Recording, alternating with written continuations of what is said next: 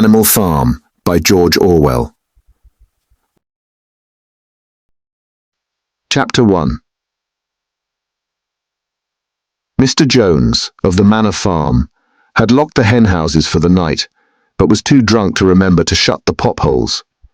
With the ring of light from his lantern dancing from side to side, he lurched across the yard, kicked off his boots at the back door, drew himself a last glass of beer from the barrel in the scullery, and made his way up to bed, where Mrs. Jones was already snoring.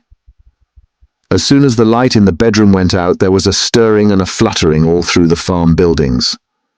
Word had gone round during the day that old Major, the prize middle white boar, had had a strange dream on the previous night, and wished to communicate it to the other animals. It had been agreed that they should all meet in the big barn as soon as Mr. Jones was safely out of the way. Old Major, so he was always called, though the name under which he had been exhibited was Willingdon Beauty, was so highly regarded on the farm that everyone was quite ready to lose an hour's sleep in order to hear what he had to say. At one end of the big barn, on a sort of raised platform, Major was already ensconced on his bed of straw, under a lantern which hung from a beam. He was 12 years old and had lately grown rather stout, but he was still a majestic-looking pig, with a wise and benevolent appearance in spite of the fact that his tushes had never been cut. Before long the other animals began to arrive and make themselves comfortable after their different fashions. First came the 3 dogs, Bluebell, Jessie, and Pincher, and then the pigs, who settled down in the straw immediately in front of the platform. The hens perched themselves on the window sills, the pigeons fluttered up to the rafters, the sheep and cows lay down behind the pigs and began to chew the cud. The 2 cart horses, Boxer and Clover, came in together, walking very slowly and setting down their vast, hairy hooves with great care, lest there should be some small animal concealed in the straw. Clover was a stout motherly mare approaching middle life, who had never quite got her figure back after her 4th foal. Boxer was an enormous beast, nearly 18 hands high, and as strong as any 2 ordinary horses put together. A white stripe down his nose gave him a somewhat stupid appearance, and in fact he was not of first-rate intelligence, but he was universally respected for his steadiness of character and tremendous powers of work. After the horses came Muriel, the white goat, and Benjamin the donkey. Benjamin was the oldest animal on the farm and the worst-tempered. He seldom talked, and when he did, it was usually to make some cynical remark. For instance, he would say that God had given him a tail to keep the flies off, but that he would sooner have had no tail and no flies. Alone among the animals on the farm, he never laughed. If asked why, he would say that he saw nothing to laugh at. Nevertheless, without openly admitting it, he was devoted to Boxer. The 2 of them usually spent their Sundays together in the small paddock beyond the orchard, grazing side by side and never speaking. The 2 horses had just lain down when a brood of ducklings, which had lost their mother, filed into the barn, cheeping feebly and wandering from side to side to find some place where they would not be trodden on. Clover made a sort of wall round them with her great foreleg, and the ducklings nestled down inside it and promptly fell asleep. At the last moment Molly, the foolish, pretty white mare who drew Mr. Jones's trap, came mincing daintily in, chewing at a lump of sugar. She took a place near the front and began flirting her white mane, hoping to draw attention to the red ribbons it was plaited with. Last of all came the cat, who looked round, as usual, for the warmest place, and finally squeezed herself in between Boxer and Clover. There she purred contentedly throughout Major's speech, without listening to a word of what he was saying. All the animals were now present, except Moses, the tame raven, who slept on a perch behind the back door. When Major saw that they had all made themselves comfortable and were waiting attentively, he cleared his throat and began. "Comrades, you have heard already about the strange dream that I had last night, but I will come to the dream later. I have something else to say first. I do not think, comrades, that I shall be with you for many months longer, and before I die, I feel it my duty to pass on to you such wisdom as I have acquired. I've had a long life.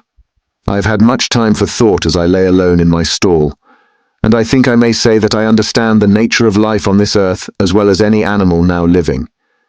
It is about this that I wish to speak to you. Now, comrades, what is the nature of this life of ours? Let us face it, our lives are miserable, laborious, and short. We are born, we are given just so much food as will keep the breath in our bodies, and those of us who are capable of it are forced to work to the last atom of our strength, and the very instant that our usefulness has come to an end, we are slaughtered with hideous cruelty. No animal in England knows the meaning of happiness or leisure after he is a year old. No animal in England is free. The life of an animal is misery and slavery. That is the plain truth. But is this simply part of the order of nature? Is it because this land of ours is so poor that it cannot afford a decent life to those who dwell upon it? No, comrades, 1,000 times no. The soil of England is fertile, its climate is good. It is capable of affording food in abundance to an enormously greater number of animals than now inhabit it. This single farm of ours would support 12 horses, 20 cows, hundreds of sheep, and all of them living in a comfort and a dignity that are now almost beyond our imagining. Why then do we continue in this miserable condition? Because nearly the whole of the produce of our labor is stolen from us by human beings. There, comrades, is the answer to all our problems. It is summed up in a single word: man. Man is the only real enemy we have. Remove man from the scene, and the root cause of hunger and overwork is abolished forever. Man is the only creature that consumes without producing. He does not give milk, he does not lay eggs, he is too weak to pull the plough, he cannot run fast enough to catch rabbits, yet he is lord of all the animals. He sets them to work, he gives back to them the bare minimum that will prevent them from starving, and the rest he keeps for himself. Our labor tills the soil, our dung fertilizes it, and yet there is not one of us that owns more than his bare skin. You cows that I see before me, how many thousands of gallons of milk have you given during this last year? And what has happened to that milk, which should have been breeding up sturdy calves? Every drop of it has gone down the throats of our enemies. And you hens, how many eggs have you laid in this last year, and how many of those eggs ever hatched into chickens? The rest have all gone to market to bring in money for Jones and his men. And you, Clover, where are those 4 foals you bore who should have been the support and pleasure of your old age? Each was sold at a year old. You will never see one of them again. In return for your 4 confinements and all your labor in the fields, what have you ever had except your bare rations and a stall? And even the miserable lives we lead are not allowed to reach their natural span. For myself, I do not grumble, for I am one of the lucky ones. I am 12 years old and have had over 400 children. Such is the natural life of a pig, but no animal escapes the cruel knife in the end. You young porkers who are sitting in front of me, every one of you will scream your lives out at the block within a year. To that horror we all must come, cows, pigs, hens, sheep, everyone. Even the horses and the dogs have no better fate. You boxer, the very day that those great muscles of yours lose their power, Jones will sell you to the knacker, who will cut your throat and bore you down for the foxhounds. As for the dogs, when they grow old and toothless, Jones ties a brick round their necks and drowns them in the nearest pond.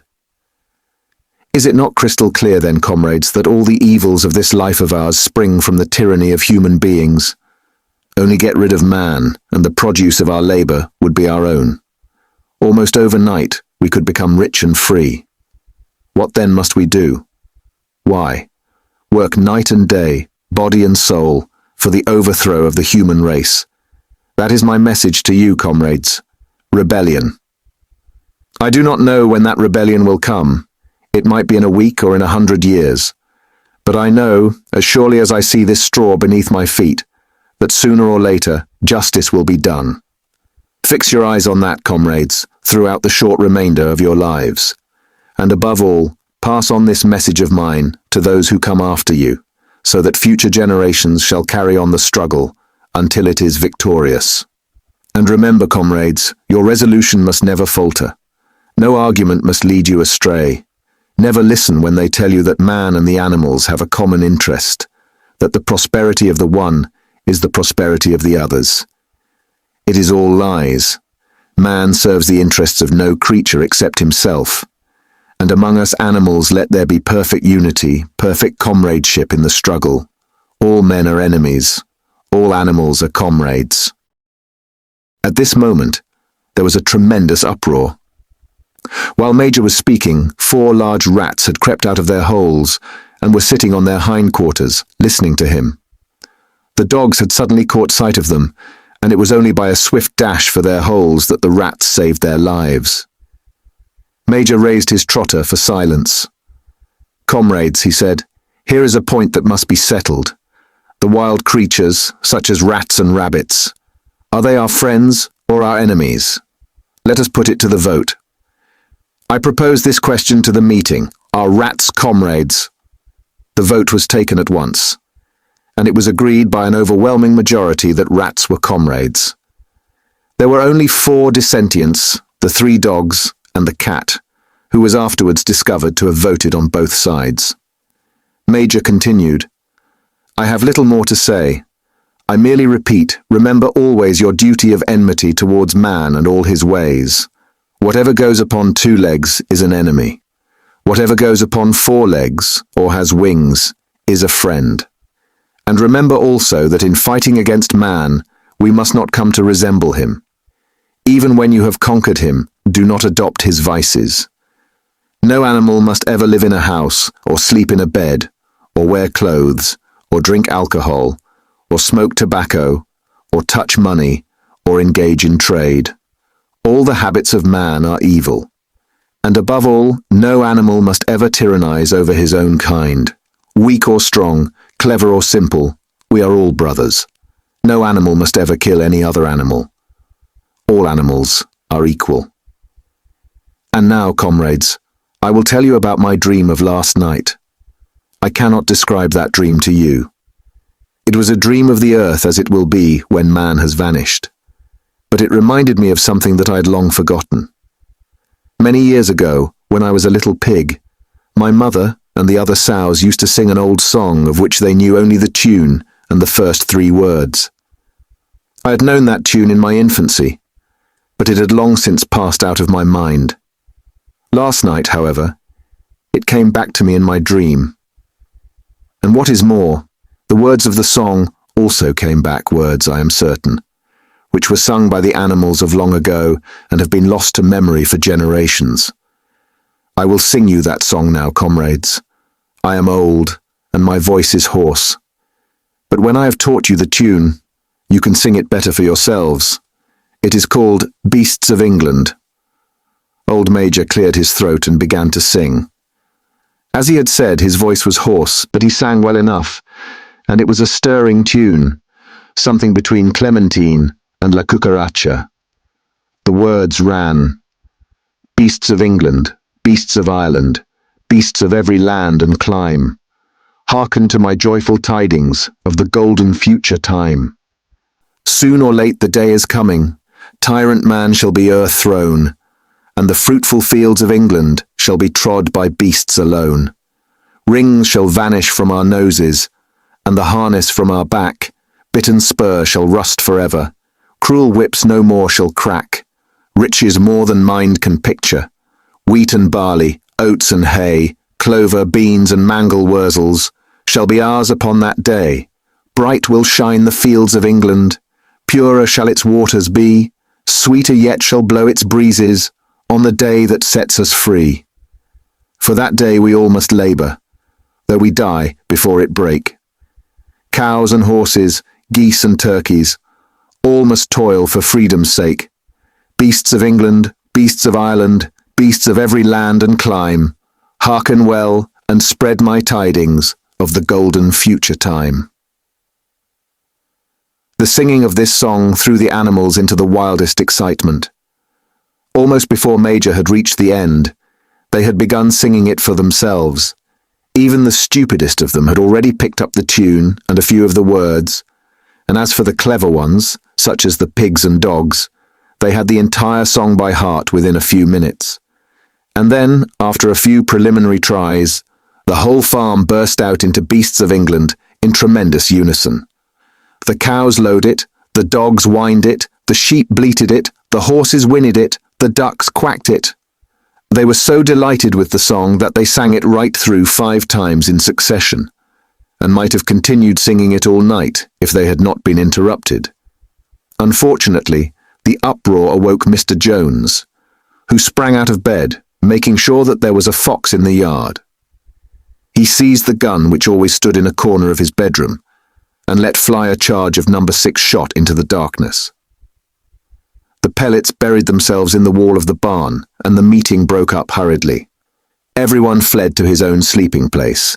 The birds jumped onto their perches, the animals settled down in the straw, and the whole farm was asleep in a moment. Chapter 2. 3 nights later, old Major died peacefully in his sleep. His body was buried at the foot of the orchard. This was early in March. During the next 3 months, there was much secret activity. Major's speech had given to the more intelligent animals on the farm a completely new outlook on life. They did not know when the rebellion predicted by Major would take place. They had no reason for thinking that it would be within their own lifetime, but they saw clearly that it was their duty to prepare for it. The work of teaching and organizing the others fell naturally upon the pigs, who were generally recognized as being the cleverest of the animals. Preeminent among the pigs were 2 young boars named Snowball and Napoleon, whom Mr. Jones was breeding up for sale. Napoleon was a large, rather fierce-looking Berkshire boar, the only Berkshire on the farm, not much of a talker but with a reputation for getting his own way. Snowball was a more vivacious pig than Napoleon, quicker in speech and more inventive, but was not considered to have the same depth of character. All the other male pigs on the farm were porkers.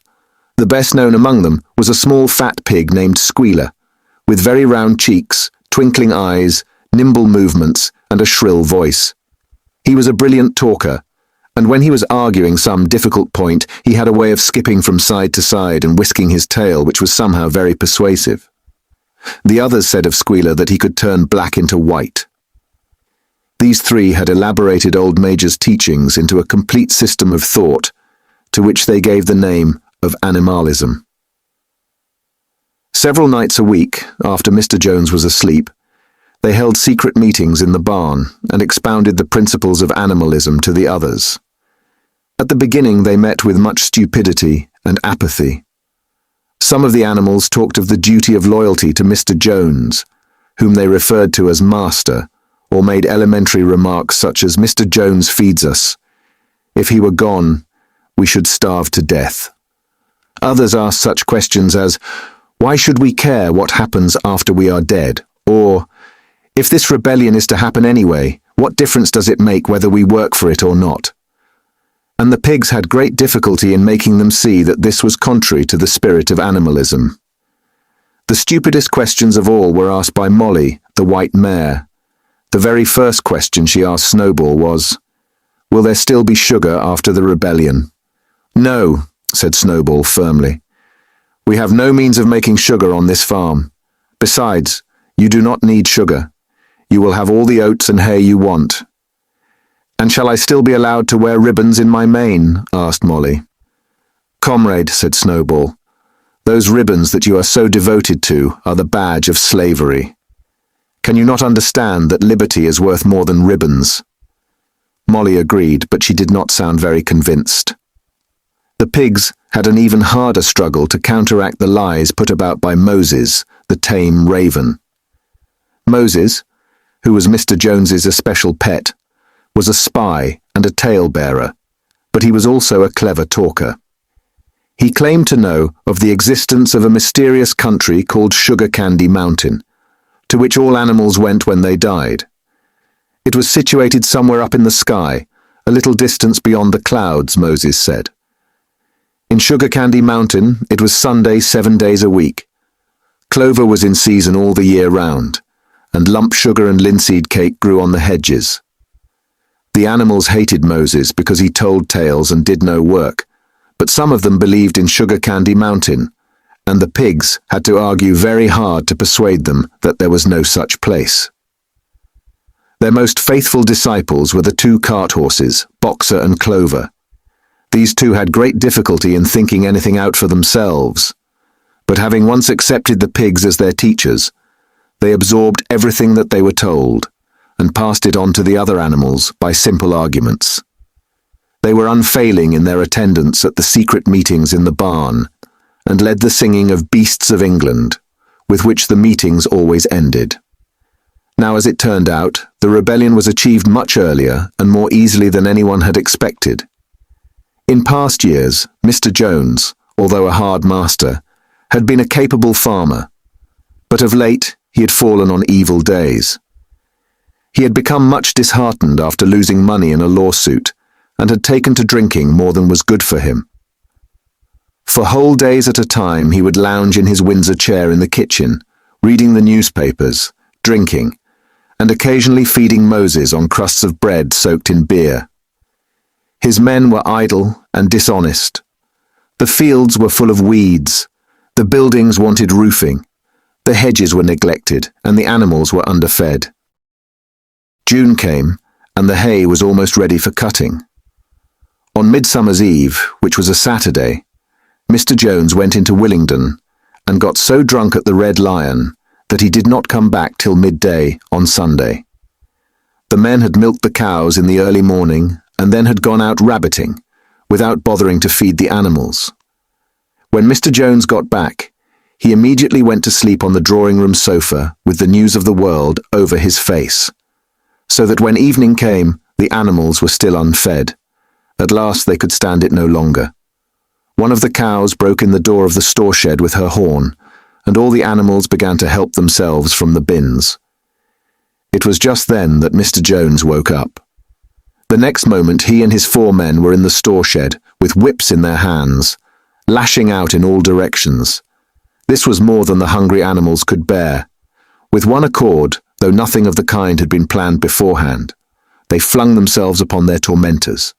Jones and his men suddenly found themselves being butted and kicked from all sides. The situation was quite out of their control. They had never seen animals behave like this before, and this sudden uprising of creatures who they were used to thrashing and maltreating just as they chose frightened them almost out of their wits. After only a moment or two, they gave up trying to defend themselves and took to their heels. A minute later, all 5 of them were in full flight down the cart track that led to the main road, with the animals pursuing them in triumph.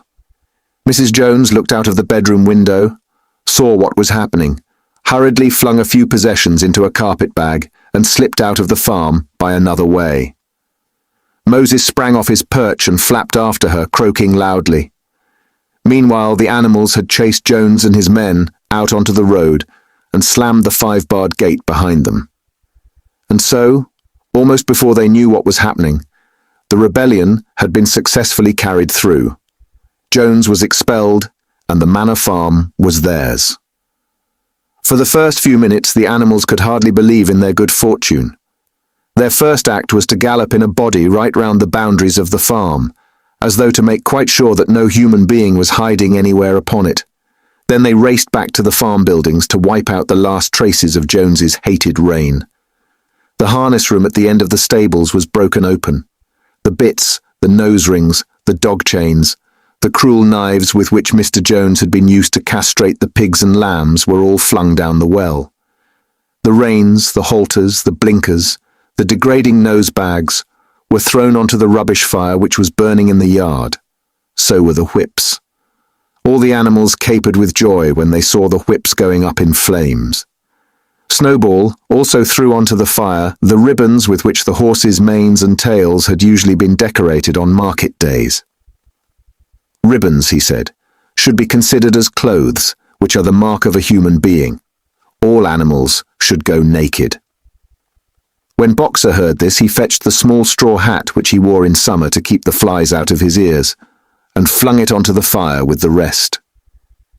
In a very little while, the animals had destroyed everything that reminded them of Mr. Jones.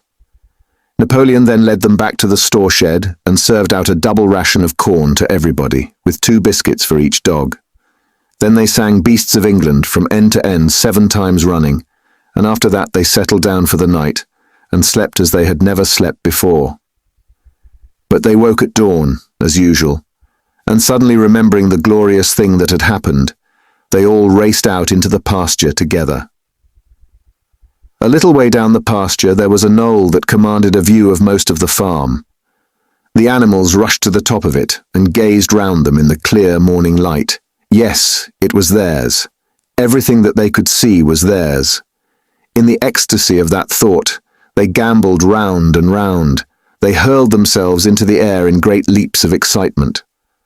They rolled in the dew, they cropped mouthfuls of the sweet summer grass. They kicked up clods of the black earth and snuffed its rich scent.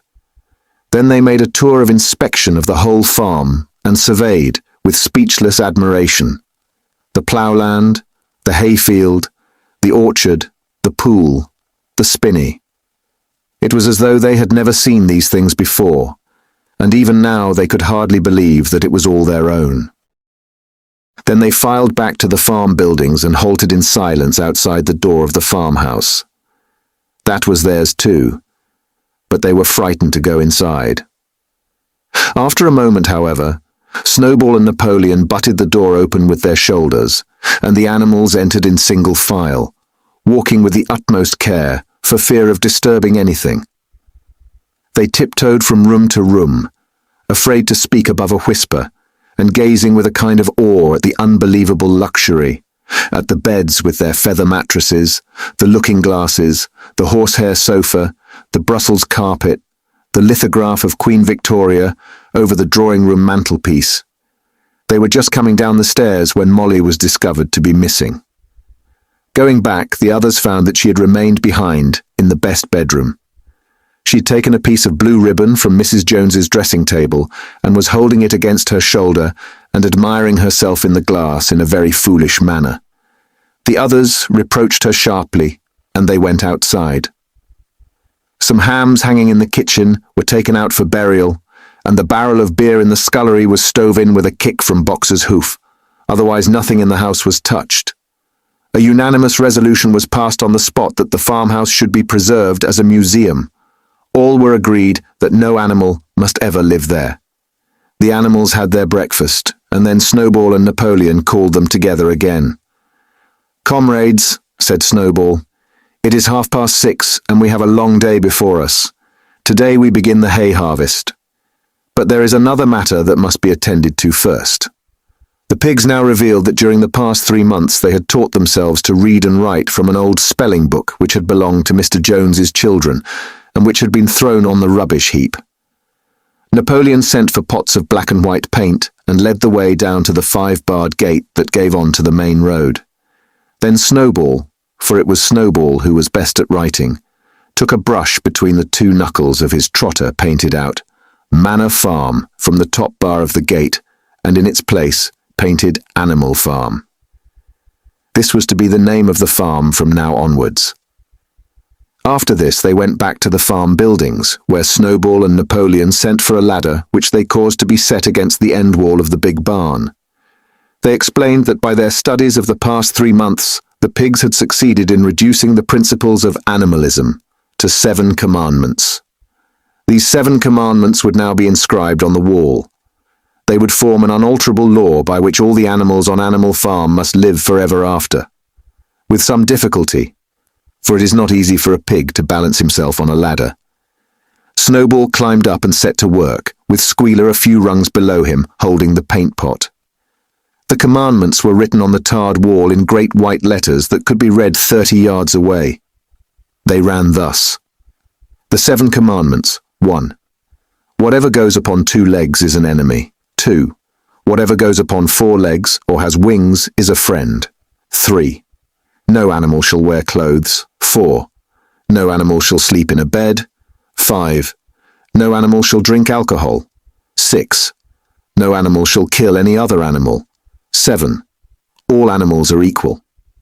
It was very neatly written, and except that friend was written friend, and one of the S was the wrong way round, The spelling was correct all the way through. Snowball read it aloud for the benefit of the others. All the animals nodded in complete agreement, and the cleverer ones at once began to learn the commandments by heart. "Now, comrades," cried Snowball, throwing down the paintbrush, "to the hayfield. Let us make it a point of honor to get in the harvest more quickly than Jones and his men could do." But at this moment, the 3 cows, who had seemed uneasy for some time past, set up a loud lowing. They had not been milked for 24 hours, and their udders were almost bursting. After a little thought, the pigs sent for buckets and milked the cows fairly successfully, their trotters being well adapted to this task. Soon there were 5 buckets of frothing, creamy milk, at which many of the animals looked with considerable interest. "What is going to happen to all that milk?" said someone. "Jones used sometimes to mix some of it in our mash," said one of the hens. "Never mind the milk, comrades," cried Napoleon, placing himself in front of the buckets. "That will be attended to. The harvest is more important. Comrade Snowball will lead the way. I shall follow in a few minutes. Forward, comrades, the hay is waiting." So the animals trooped down to the hayfield to begin the harvest. And when they came back in the evening, it was noticed that the milk had disappeared. Chapter 3. How they toiled and sweated to get the hay in, but their efforts were rewarded, for the harvest was an even bigger success than they had hoped. Sometimes the work was hard. The implements had been designed for human beings and not for animals, and it was a great drawback that no animal was able to use any tool that involved standing on his hind legs. But the pigs were so clever that they could think of a way round every difficulty. As for the horses, they knew every inch of the field, and in fact understood the business of mowing and raking far better than Jones and his men had ever done.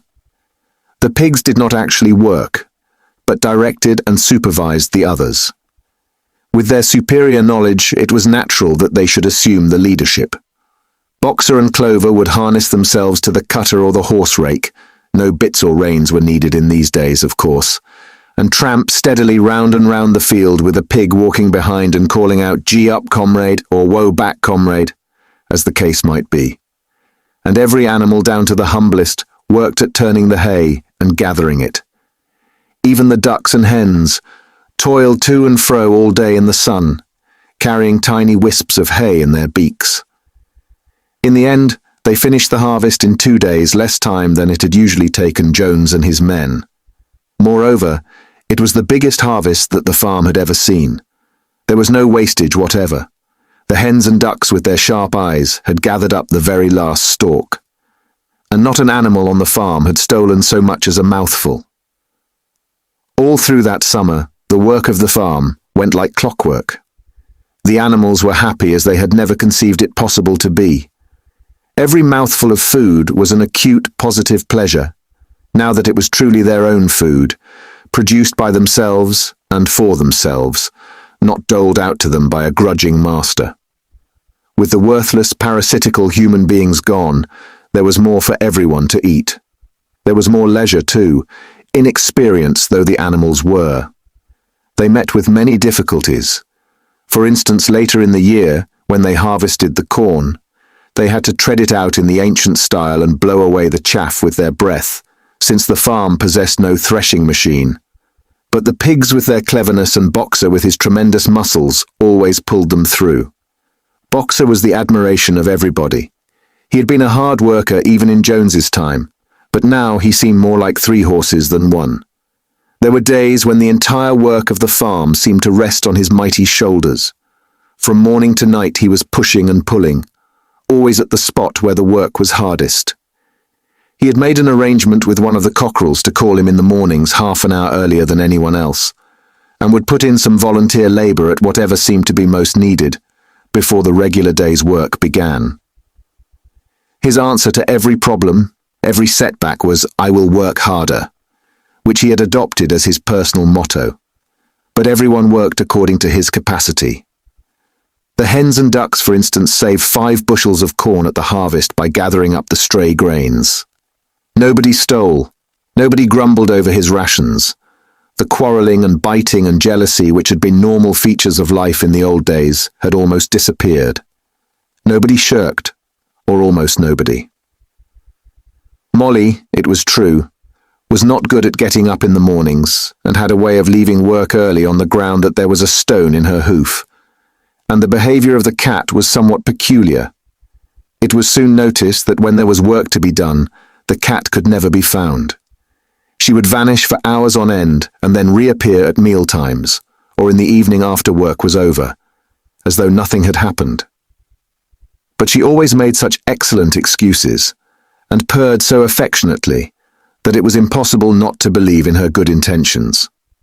Old Benjamin, the donkey, seemed quite unchanged since the rebellion. He did his work in the same slow, obstinate way as he had done it in Jones's time, never shirking and never volunteering for extra work either. About the rebellion and its results, he would express no opinion. When asked whether he was not happier now that Jones was gone, he would say only, "Donkeys live a long time. None of you has ever seen a dead donkey."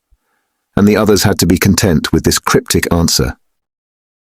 On Sundays there was no work. Breakfast was an hour later than usual, and after breakfast there was a ceremony which was observed every week without fail. First came the hoisting of the flag.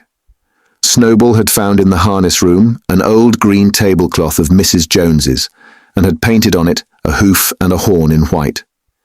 This was run up the flagstaff in the farmhouse garden every Sunday morning. The flag was green, Snowball explained, to represent the green fields of England, while the hoof and horn signified the future republic of the animals, which would arise when the human race had been finally overthrown. After the hoisting of the flag, all the animals trooped into the big barn for a general assembly, which was known as the meeting. Here the work of the coming week was planned out and resolutions were put forward and debated. It was always the pigs who put forward the resolutions. The other animals understood how to vote, but could never think of any resolutions of their own. Snowball and Napoleon were by far the most active in the debates, but it was noticed that these two were never in agreement.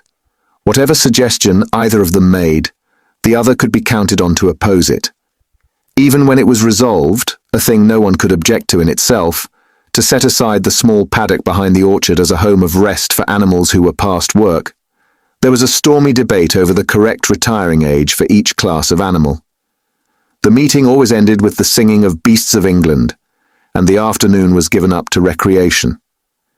The pigs had set aside the harness room as a headquarters for themselves. Here, in the evenings, they studied blacksmithing, carpentering, and other necessary arts from books which they had brought out of the farmhouse. Snowball also busied himself with organizing the other animals into what he called animal committees. He was indefatigable at this.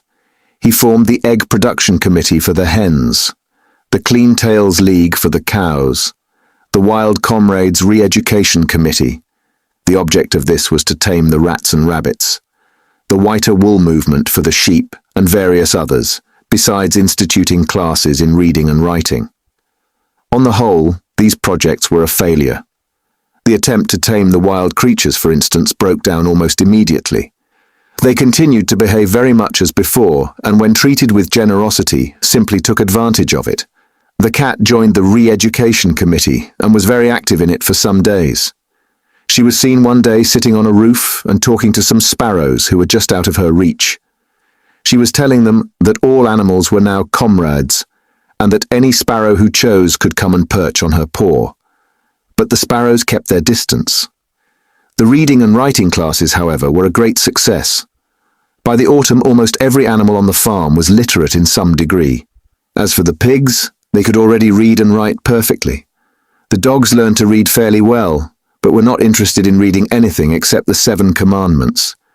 Muriel, the goat, could read somewhat better than the dogs, and sometimes used to read to the others in the evenings from scraps of newspaper which she found on the rubbish heap. Benjamin could read as well as any pig, but never exercised his faculty.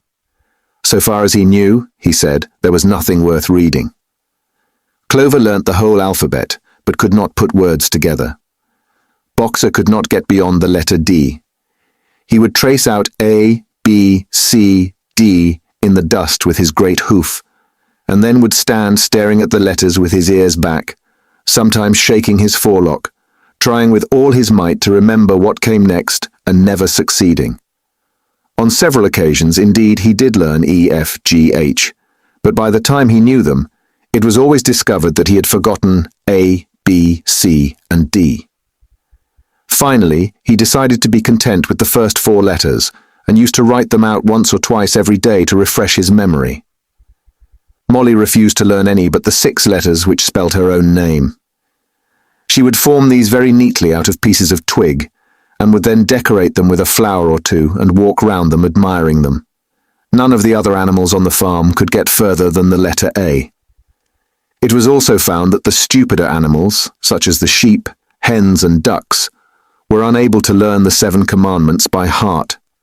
After much thought, Snowball declared that the 7 commandments could in effect be reduced to a single maxim, namely, 4 legs good, 2 legs bad. This, he said, contained the essential principle of animalism. Whoever had thoroughly grasped it would be safe from human influences. The birds at first objected, since it seemed to them that they also had 2 legs. But Snowball proved to them that this was not so.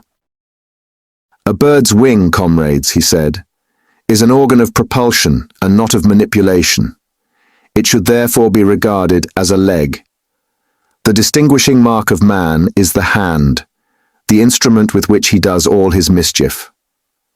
The birds did not understand Snowball's long words, but they accepted his explanation, and all the humbler animals set to work to learn the new maxim by heart. 4 legs good, 2 legs bad was inscribed on the end wall of the barn, above the 7 commandments and in bigger letters. When they had once got it by heart, the sheep developed a great liking for this maxim, and often as they lay in the field, they would all start bleating, 4 legs good, 2 legs bad, 4 legs good, 2 legs bad, and keep it up for hours on end, never growing tired of it. Napoleon took no interest in Snowball's committees. He said that the education of the young was more important than anything that could be done for those who were already grown up. It happened that Jessie and Bluebell had both whelped soon after the hay harvest, giving birth between them to 9 sturdy puppies. As soon as they were weaned, Napoleon took them away from their mothers, saying that he would make himself responsible for their education. He took them up into a loft which could only be reached by a ladder from the harness room, and there kept them in such seclusion that the rest of the farm soon forgot their existence. The mystery of where the milk went to was soon cleared up. It was mixed every day into the pig's mash. The early apples were now ripening, and the grass of the orchard was littered with windfalls. The animals had assumed as a matter of course that these would be shared out equally. One day, however, the order went forth that all the windfalls were to be collected and brought to the harness room for the use of the pigs. At this, some of the other animals murmured, but it was no use. All the pigs were in full agreement on this point, even Snowball and Napoleon. Squealer was sent to make the necessary explanations to the others. "Comrades," he cried, "you do not imagine, I hope, that we pigs are doing this in a spirit of selfishness and privilege. Many of us actually dislike milk and apples. I dislike them myself. Our sole object in taking these things is to preserve our health. Milk and apples, this has been proved by science, comrades, contain substances absolutely necessary to the well-being of a pig. We pigs are brain workers. The whole management and organization of this farm depend on us. Day and night, we are watching over your welfare. It is for your sake that we drink that milk and eat those apples. Do you know what would happen if we pigs failed in our duty? Jones would come back. Yes, Jones would come back. Surely, comrades, cried Squealer, almost pleadingly, skipping from side to side and whisking his tail. Surely there is no one among you who wants to see Jones come back. Now, if there was one thing that the animals were completely certain of, it was that they did not want Jones back. When it was put to them in this light, they had no more to say. The importance of keeping the pigs in good health was all too obvious. So it was agreed without further argument that the milk and the windfall apples, and also the main crop of apples when they ripened, should be reserved for the pigs alone. Chapter 4. By the late summer, the news of what had happened on Animal Farm had spread across half the county. Every day, Snowball and Napoleon sent out flights of pigeons, whose instructions were to mingle with the animals on neighbouring farms, tell them the story of the rebellion, and teach them the tune of Beasts of England. Most of this time, Mr. Jones had spent sitting in the tap room of the Red Lion at Willingdon, complaining to anyone who would listen of the monstrous injustice he had suffered in being turned out of his property by a pack of good-for-nothing animals. The other farmers sympathized in principle, but they did not at first give him much help. At heart, each of them was secretly wondering whether he could not somehow turn Jones's misfortune to his own advantage. It was lucky that the owners of the two farms which adjoined Animal Farm were on permanently bad terms. One of them, which was named Foxwood, was a large, neglected, old-fashioned farm, much overgrown by woodland, with all its pastures worn out and its hedges in a disgraceful condition. Its owner, Mr. Pilkington, was an easy-going gentleman farmer who spent most of his time in fishing or hunting, according to the season. The other farm, which was called Pinchfield, was smaller and better kept. Its owner was a Mr. Frederick, a tough, shrewd man, perpetually involved in lawsuits and with a name for driving hard bargains. These two disliked each other so much that it was difficult for them to come to any agreement, even in defense of their own interests. Nevertheless, they were both thoroughly frightened by the rebellion on Animal Farm, and very anxious to prevent their own animals from learning too much about it. At first they pretended to laugh to scorn the idea of animals managing a farm for themselves. The whole thing would be over in a fortnight, they said. They put it about that the animals on the Manor Farm, they insisted on calling it the Manor Farm, they would not tolerate the name Animal Farm, were perpetually fighting among themselves and were also rapidly starving to death. When time passed and the animals had evidently not starved to death, Frederick and Pilkington changed their tune and began to talk of the terrible wickedness that now flourished on Animal Farm.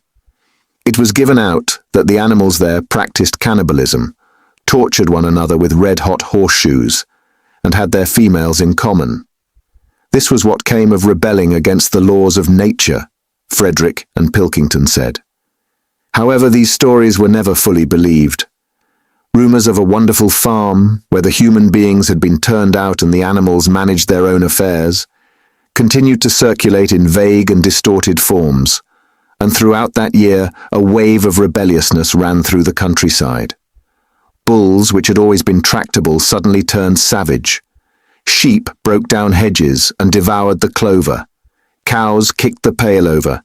Hunters refused their fences and shot their riders onto the other side. Above all, the tune and even the words of Beasts of England were known everywhere. It had spread with astonishing speed. The human beings could not contain their rage when they heard this song, though they pretended to think it merely ridiculous. They could not understand, they said, how even animals could bring themselves to sing such contemptible rubbish.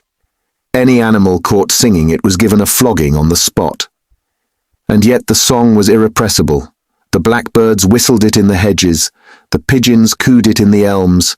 It got into the din of the smithies and the tune of the church bells, and when the human beings listened to it, they secretly trembled, hearing in it a prophecy of their future doom.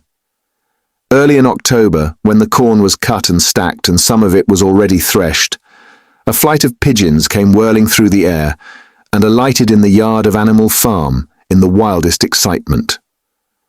Jones and all his men, with half a dozen others from Foxwood and Pinchfield, had entered the 5-barred gate and were coming up the cart track that led to the farm. They were all carrying sticks, except Jones, who was marching ahead with a gun in his hands. Obviously, they were going to attempt the recapture of the farm. This had long been expected, and all preparations had been made. Snowball, who had studied an old book of Julius Caesar's campaigns which he had found in the farmhouse, was in charge of the defensive operations. He gave his orders quickly, and in a couple of minutes every animal was at his post. As the human beings approached the farm buildings, Snowball launched his first attack. All the pigeons, to the number of 35, flew to and fro over the men's heads and muted upon them from mid-air.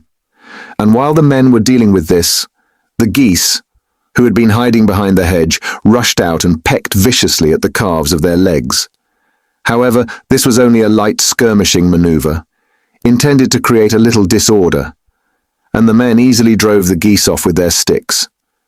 Snowball now launched his second line of attack. Muriel, Benjamin, and all the sheep, with Snowball at the head of them, rushed forward and prodded and butted the men from every side, while Benjamin turned around and lashed at them with his small hooves. But once again the men, with their sticks and their hobnailed boots, were too strong for them, and suddenly, at a squeal from Snowball, which was the signal for retreat, all the animals turned and fled through the gateway into the yard.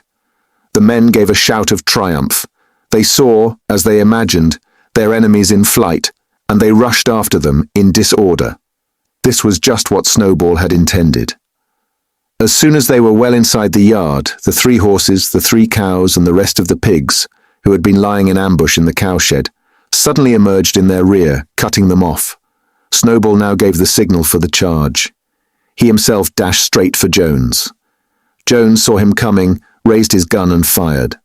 The pellets scored bloody streaks along Snowball's back, and a sheep dropped dead.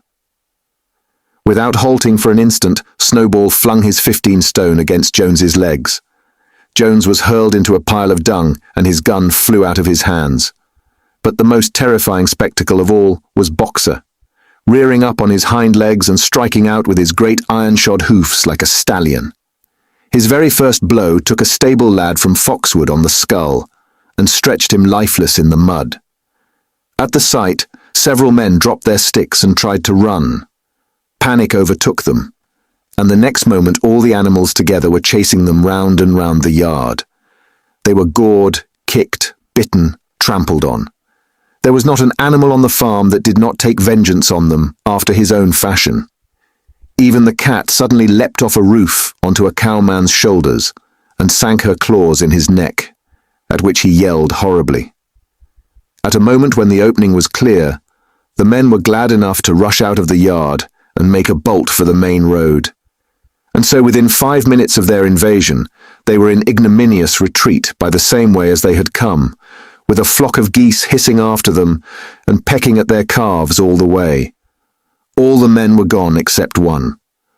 Back in the yard, Boxer was pawing with his hoof at the stable lad who lay face down in the mud, trying to turn him over. The boy did not stir.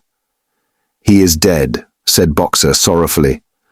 "I had no intention of doing that. I forgot that I was wearing iron shoes. Who will believe that I did not do this on purpose?" "No sentimentality, comrade," cried Snowball, from whose wounds the blood was still dripping. "War is war. The only good human being is a dead one. I have no wish to take life, not even human life," repeated Boxer, and his eyes were full of tears. "Where is Molly?" exclaimed somebody. Molly, in fact, was missing. For a moment there was great alarm.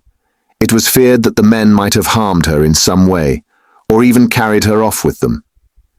In the end, however, she was found hiding in her stall with her head buried among the hay in the manger. She had taken to flight as soon as the gun went off, and when the others came back from looking for her, it was to find that the stable lad, who in fact was only stunned, had already recovered and made off. The animals had now reassembled in the wildest excitement, each recounting his own exploits in the battle at the top of his voice. An impromptu celebration of the victory was held immediately. The flag was run up and Beasts of England was sung a number of times. Then the sheep who had been killed was given a solemn funeral, a hawthorn bush being planted on her grave. At the graveside, Snowball made a little speech, emphasizing the need for all animals to be ready to die for Animal Farm if need be. The animals decided unanimously to create a military decoration, Animal Hero First Class, which was conferred there and then on Snowball and Boxer, It consisted of a brass medal. They were really some old horse brasses which had been found in the harness room, to be worn on Sundays and holidays. There was also Animal Hero Second Class, which was conferred posthumously on the dead sheep. There was much discussion as to what the battle should be called. In the end, it was named the Battle of the Cowshed, since that was where the ambush had been sprung. Mr. Jones's gun had been found lying in the mud, and it was known that there was a supply of cartridges in the farmhouse. It was decided to set the gun up at the foot of the flagstaff, like a piece of artillery, and to fire it twice a year, once on October the 12th, the anniversary of the Battle of the Cowshed, and once on Midsummer Day, the anniversary of the rebellion. Chapter 5. As winter drew on, Molly became more and more troublesome. She was late for work every morning and excused herself by saying that she had overslept, and she complained of mysterious pains, although her appetite was excellent. On every kind of pretext she would run away from work and go to the drinking pool, where she would stand foolishly gazing at her own reflection in the water. But there were also rumours of something more serious. One day, as Molly strolled blithely into the yard, flirting her long tail and chewing at a stalk of hay, Clover took her aside. "Molly," she said, "I have something very serious to say to you.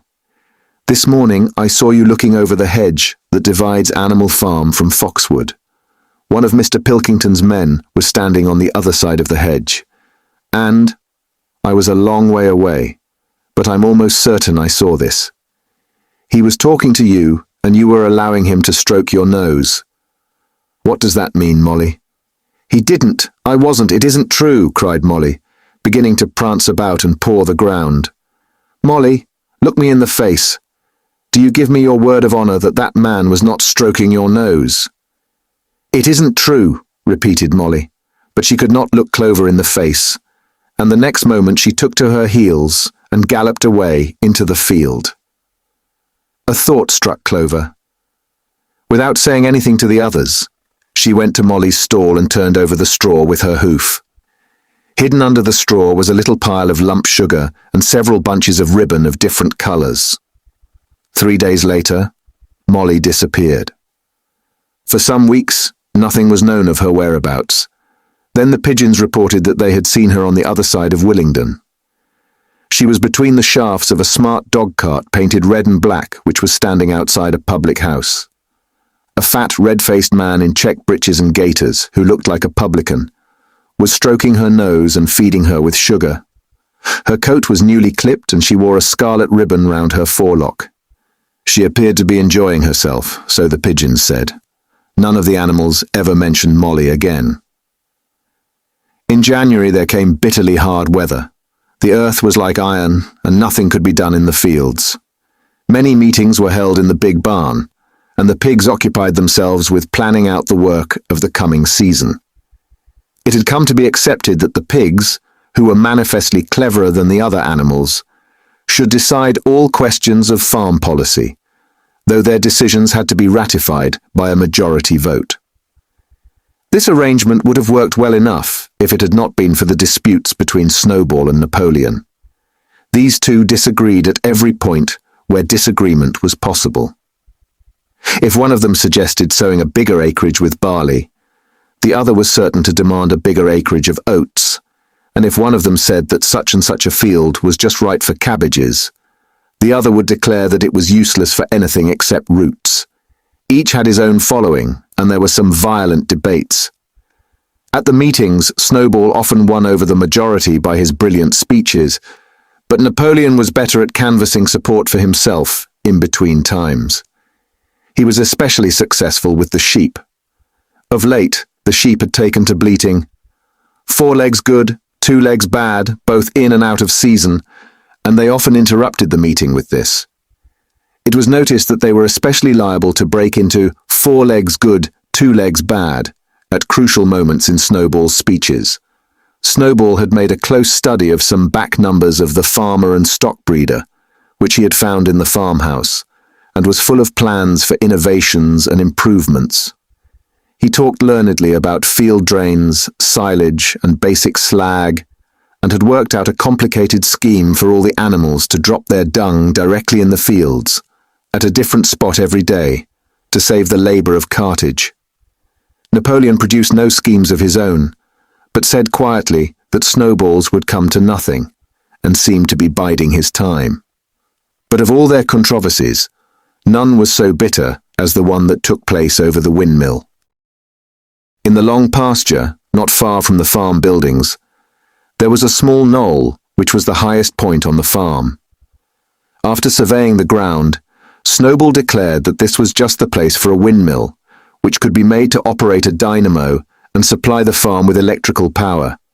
This would light the stalls and warm them in winter, and would also run a circular saw, a chaff cutter, a mandrel slicer, and an electric milking machine.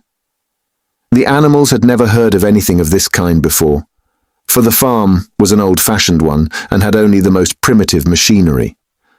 And they listened in astonishment while Snowball conjured up pictures of fantastic machines which would do their work for them while they grazed at their ease in the fields or improved their minds with reading and conversation.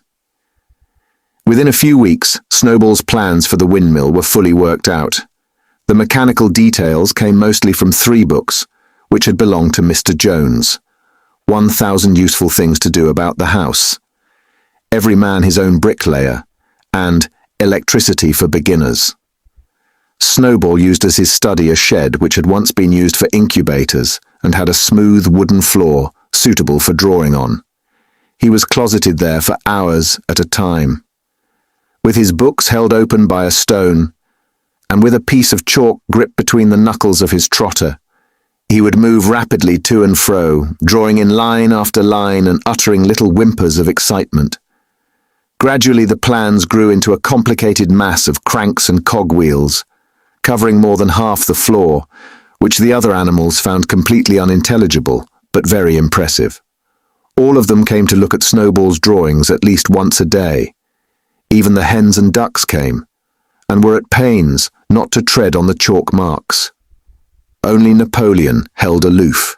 He had declared himself against the windmill from the start. One day, however, he arrived unexpectedly to examine the plans. He walked heavily round the shed, looked closely at every detail of the plans and snuffed at them once or twice, then stood for a little while contemplating them out of the corner of his eye. Then suddenly he lifted his leg. Slicers. Electricity, he said, could operate threshing machines, ploughs, harrows, rollers and reapers and binders, besides supplying every stall with its own electric light, hot and cold water, and an electric heater. By the time he had finished speaking, there was no doubt as to which way the vote would go. But just at this moment, Napoleon stood up, and casting a peculiar sidelong look at Snowball, uttered a high-pitched whimper of a kind no one had ever heard him utter before. At this, there was a terrible baying sound outside, and 9 enormous dogs wearing brass-studded collars came bounding into the barn. They dashed straight for Snowball, who only sprang from his place just in time to escape their snapping jaws. In a moment he was out of the door and they were after him. Too amazed and frightened to speak, all the animals crowded through the door to watch the chase. Snowball was racing across the long pasture that led to the road. He was running as only a pig can run, but the dogs were close on his heels. Suddenly he slipped, and it seemed certain that they had him. Then he was up again, running faster than ever. Then the dogs were gaining on him again. One of them all but closed his jaws on Snowball's tail, but Snowball whisked it free just in time. Then he put on an extra spurt and with a few inches to spare, slipped through a hole in the hedge and was seen no more. Silent and terrified, the animals crept back into the barn. In a moment, the dogs came bounding back. At first, no one had been able to imagine where these creatures came from, but the problem was soon solved. They were the puppies, whom Napoleon had taken away from their mothers and reared privately. Though not yet full-grown, they were huge dogs and as fierce-looking as wolves. They kept close to Napoleon. It was noticed that they wagged their tails to him in the same way as the other dogs had been used to do to Mr. Jones. Napoleon, with the dogs following him, now mounted onto the raised portion of the floor where Major had previously stood to deliver his speech. He announced that, from now on, the Sunday morning meetings would come to an end. They were unnecessary, he said, and wasted time. In future, all questions relating to the working of the farm would be settled by a special committee of pigs, presided over by himself. These would meet in private and afterwards communicate their decisions to the others. The animals would still assemble on Sunday mornings to salute the flag, sing Beasts of England, and receive their orders for the week. But there would be no more debates. In spite of the shock that Snowball's expulsion had given them, the animals were dismayed by this announcement. Several of them would have protested if they could have found the right arguments. Even Boxer was vaguely troubled. He set his ears back, shook his forelock several times and tried hard to marshal his thoughts, but in the end he could not think of anything to say. Some of the pigs themselves, however, were more articulate. 4 young porkers in the front row uttered shrill squeals of disapproval, and all 4 of them sprang to their feet and began speaking at once. But suddenly the dogs sitting round Napoleon let out deep, menacing growls, and the pigs fell silent and sat down again. Then the sheep broke out into a tremendous bleating of 4 legs good, 2 legs bad, which went on for nearly a quarter of an hour, and put an end to any chance of discussion. Afterwards, Squealer was sent round the farm to explain the new arrangement to the others. "Comrades," he said, "I trust that every animal here appreciates the sacrifice that Comrade Napoleon has made in taking this extra labor upon himself. Do not imagine, comrades, that leadership is a pleasure. On the contrary, it is a deep and heavy responsibility. No one believes more firmly than Comrade Napoleon that all animals are equal. He would be only too happy to let you make your decisions for yourselves. But sometimes you might make the wrong decisions, comrades, and then where should we be? Suppose you had decided to follow Snowball, with his moonshine of windmills. Snowball, who, as we now know, was no better than a criminal. He fought bravely at the Battle of the Cowshed, said somebody. Bravery is not enough, said Squealer. Loyalty and obedience are more important, and as to the Battle of the Cowshed, I believe the time will come when we shall find that Snowball's part in it was much exaggerated. Discipline, comrades, iron discipline. That is the watchword for today. One false step and our enemies would be upon us. Surely, comrades, you do not want Jones back." Once again, this argument was unanswerable. Certainly the animals did not want Jones back. If the holding of debates on Sunday mornings was liable to bring him back, then the debates must stop.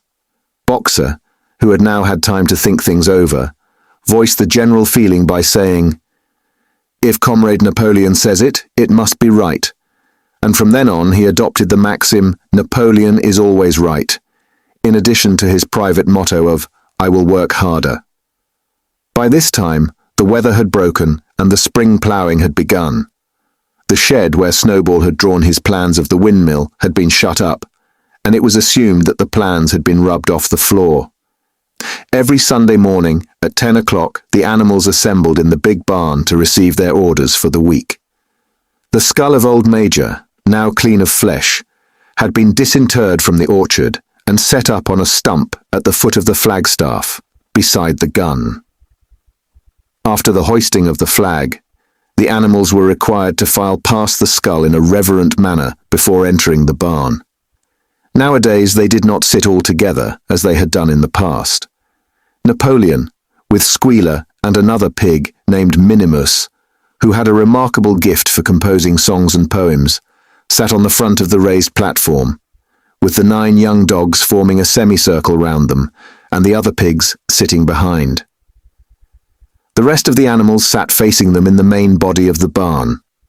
Napoleon read out the orders for the week in a gruff soldierly style, and after a single singing of Beasts of England, all the animals dispersed. On the 3rd Sunday, after Snowball's expulsion, the animals were somewhat surprised to hear Napoleon announce that the windmill was to be built after all. He did not give any reason for having changed his mind, but merely warned the animals that this extra task would mean very hard work. It might even be necessary to reduce their rations. The plans, however, had all been prepared, down to the last detail. A special committee of pigs had been at work upon them for the past 3 weeks. The building of the windmill, with various other improvements, was expected to take 2 years. That evening, Squealer explained privately to the other animals that Napoleon had never in reality been opposed to the windmill. On the contrary, it was he who had advocated it in the beginning, and the plan which Snowball had drawn on the floor of the incubator shed had actually been stolen from among Napoleon's papers. The windmill was, in fact, Napoleon's own creation. Why then, asked somebody, had he spoken so strongly against it? Here, Squealer looked very sly. That, he said, was Comrade Napoleon's cunning. He had seemed to oppose the windmill simply as a maneuver to get rid of Snowball, who was a dangerous character and a bad influence. Now that Snowball was out of the way, the plan could go forward without his interference. This, said Squealer, was something called tactics. He repeated a number of times, "Tactics, comrades, tactics," skipping round and whisking his tail with a merry laugh. The animals were not certain what the word meant, but Squealer spoke so persuasively, and the 3 dogs who happened to be with him growled so threateningly that they accepted his explanation without further questions. Chapter 6. All that year the animals worked like slaves, but they were happy in their work. They grudged no effort or sacrifice, well aware that everything that they did was for the benefit of themselves and those of their kind who would come after them, and not for a pack of idle, thieving human beings. Throughout the spring and summer they worked a 60-hour week, and in August Napoleon announced that there would be work on Sunday afternoons as well. This work was strictly voluntary, but any animal who absented himself from it would have his rations reduced by half. Even so, it was found necessary to leave certain tasks undone. The harvest was a little less successful than in the previous year, and 2 fields which should have been sown with roots in the early summer were not sown because the ploughing had not been completed early enough. It was possible to foresee that the coming winter would be a hard one. The windmill presented unexpected difficulties. There was a good quarry of limestone on the farm, and plenty of sand and cement had been found in one of the outhouses, so that all the materials for building were at hand. But the problem the animals could not at first solve was how to break up the stone into pieces of suitable size. There seemed no way of doing this except with picks and crowbars, which no animal could use, because no animal could stand on his hind legs. Only after weeks of vain effort did the right idea occur to somebody, namely, to utilize the force of gravity. Huge boulders, far too big to be used as they were lying all over the bed of the quarry. The animals lashed ropes round these, and then all together, cows, horses, sheep, any animal that could lay hold of the rope, even the pigs sometimes joined in at critical moments, they dragged them with desperate slowness up the slope to the top of the quarry, where they were toppled over the edge, to shatter to pieces below. Transporting the stone when it was once broken was comparatively simple. The horses carried it off in cartloads, the sheep dragged single blocks, even Muriel and Benjamin yoked themselves into an old governess cart and did their share. By late summer, a sufficient store of stone had accumulated, and then the building began, under the superintendence of the pigs. But it was a slow, laborious process. Frequently it took a whole day of exhausting effort to drag a single boulder to the top of the quarry, and sometimes when it was pushed over the edge, it failed to break. Nothing could have been achieved without Boxer, whose strength dashed down to the spot. Napoleon, who seldom moved out of a walk, raced ahead of them all. Yes, there it lay, the fruit of all their struggles, levelled to its foundations, the stones they had broken and carried so laboriously scattered all around. Unable at first to speak, they stood gazing mournfully at the litter of fallen stone. Napoleon paced to and fro in silence, occasionally snuffing at the ground. His tail had grown rigid and twitched sharply from side to side, a sign in him of intense mental activity. Suddenly he halted as though his mind were made up. "Comrades," he said quietly. "Do you know who is responsible for this? Do you know the enemy who has come in the night and overthrown our windmill? Snowball!" he suddenly roared in a voice of thunder. "Snowball has done this thing, in sheer malignity, thinking to set back our plans and avenge himself for his ignominious expulsion. This traitor has crept here under cover of night and destroyed our work of nearly a year. Comrades, here and now I pronounce the death sentence upon Snowball. Animal hero second class, and half a bushel of apples to any animal who brings him to justice. A full bushel to anyone who captures him alive." The animals were shocked beyond measure to learn that even Snowball could be guilty of such an action. There was a cry of indignation, and everyone began thinking out ways of catching Snowball if he should ever come back. Almost immediately, the footprints of a pig were discovered in the grass at a little distance from the knoll. They could only be traced for a few yards, but appeared to lead to a hole in the hedge. Napoleon snuffed deeply at them and pronounced them to be Snowballs. He gave it as his opinion that Snowball had probably come from the direction of Foxwood Farm. "No more delays, comrades," cried Napoleon when the footprints had been examined. "There is work to be done. This very morning we begin rebuilding the windmill, and we will build all through the winter, rain or shine. We will teach this miserable traitor that he cannot undo our work so easily. Remember, comrades, there must be no alteration in our plans. They shall be carried out to the day. Forward, comrades, long live the windmill, long live Animal Farm." Chapter 8. It was a bitter winter. The stormy weather was followed by sleet and snow, and then by a hard frost, which did not break till well into February. The animals carried on as best they could with the rebuilding of the windmill, well knowing that the outside world was watching them, and that the envious human beings would rejoice and triumph if the mill were not finished on time. Out of spite, the human beings pretended not to believe that it was Snowball who had destroyed the windmill. They said that it had fallen down because the walls were too thin. The animals knew that this was not the case. Still, it had been decided to build the walls 3 feet thick this time instead of 18 inches as before, which meant collecting much larger quantities of stone. For a long time the quarry was full of snowdrifts, and nothing could be done. Some progress was made in the dry, frosty weather that followed, but it was cruel work, and the animals could not feel so hopeful about it as they had felt before. They were always cold and usually hungry as well. Only Boxer and Clover never lost heart. Squealer made excellent speeches on the joy of service and the dignity of labor, but the other animals found more inspiration in Boxer's strength and his never-failing cry of, "I will work harder." In January, food fell short. The corn ration was drastically reduced, and it was announced that an extra potato ration would be issued to make up for it. Then it was discovered that the greater part of the potato crop had been frosted in the clamps, which had not been covered thickly enough. The potatoes had become soft and discolored, and only a few were edible. For days at a time, the animals had nothing to eat but chaff and mangels. Starvation seemed to stare them in the face. It was vitally necessary to conceal this fact from the outside world. Emboldened by the collapse of the windmill, the human beings were inventing fresh lies about Animal Farm. Once again, it was being put about that all the animals were dying of famine and disease, and that they were continually fighting among themselves and had resorted to cannibalism and infanticide. Napoleon was well aware of the bad results that might follow if the real facts of the food situation were known, and he decided to make use of Mr. Whymper to spread a contrary impression.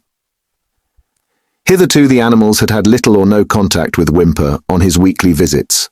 Now, however, a few selected animals, mostly sheep, were instructed to remark casually in his hearing that rations had been increased.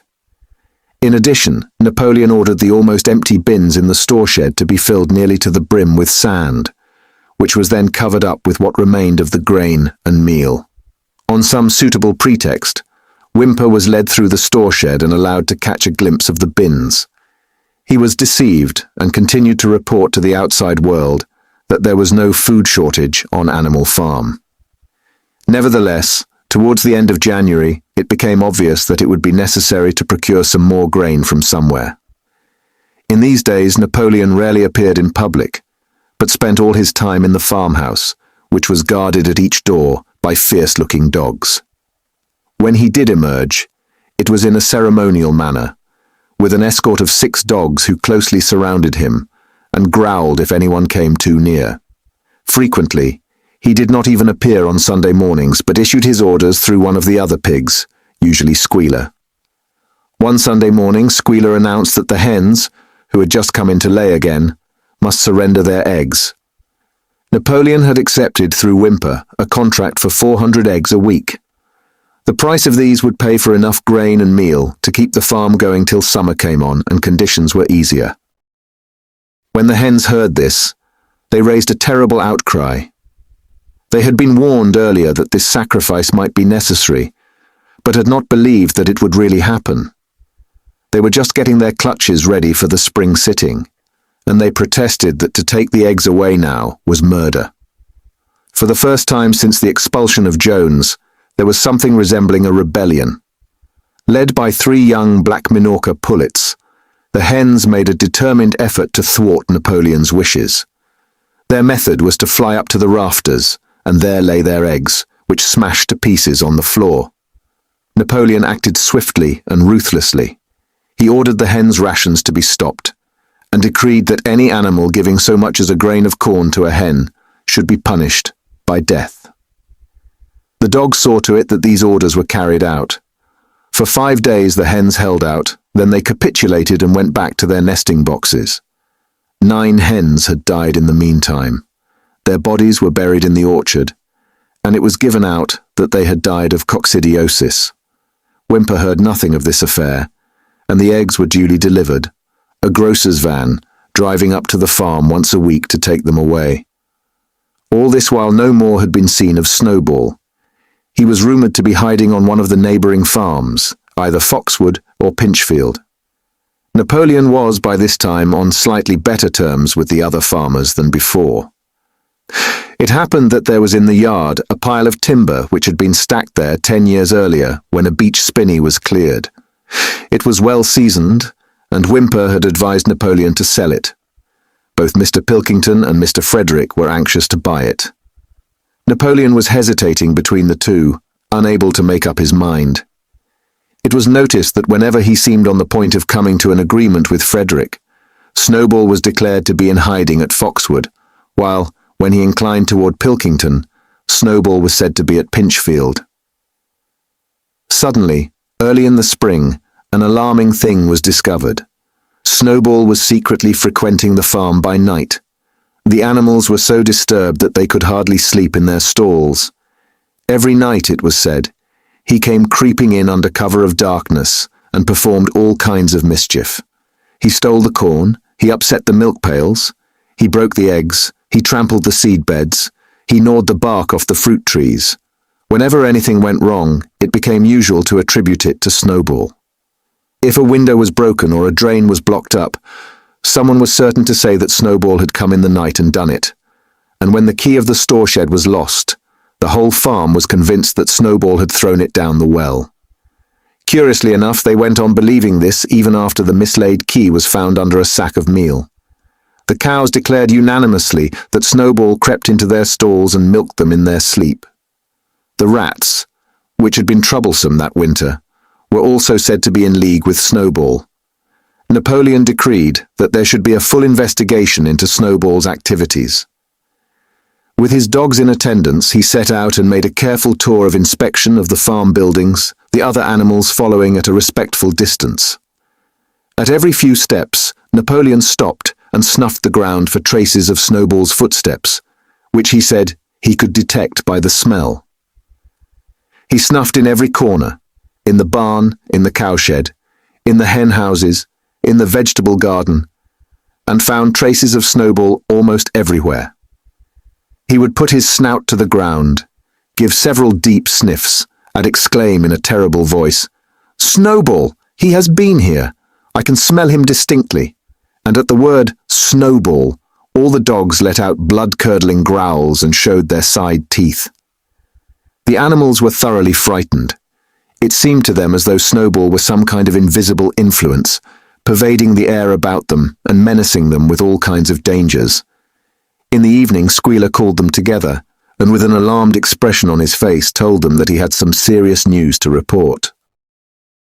"Comrades," cried Squealer, making little nervous skips, "a most terrible thing has been discovered. Snowball has sold himself to Frederick of Pinchfield Farm, who is even now plotting to attack us and take our farm away from us. Snowball is to act as his guide when the attack begins. But there is worse than that.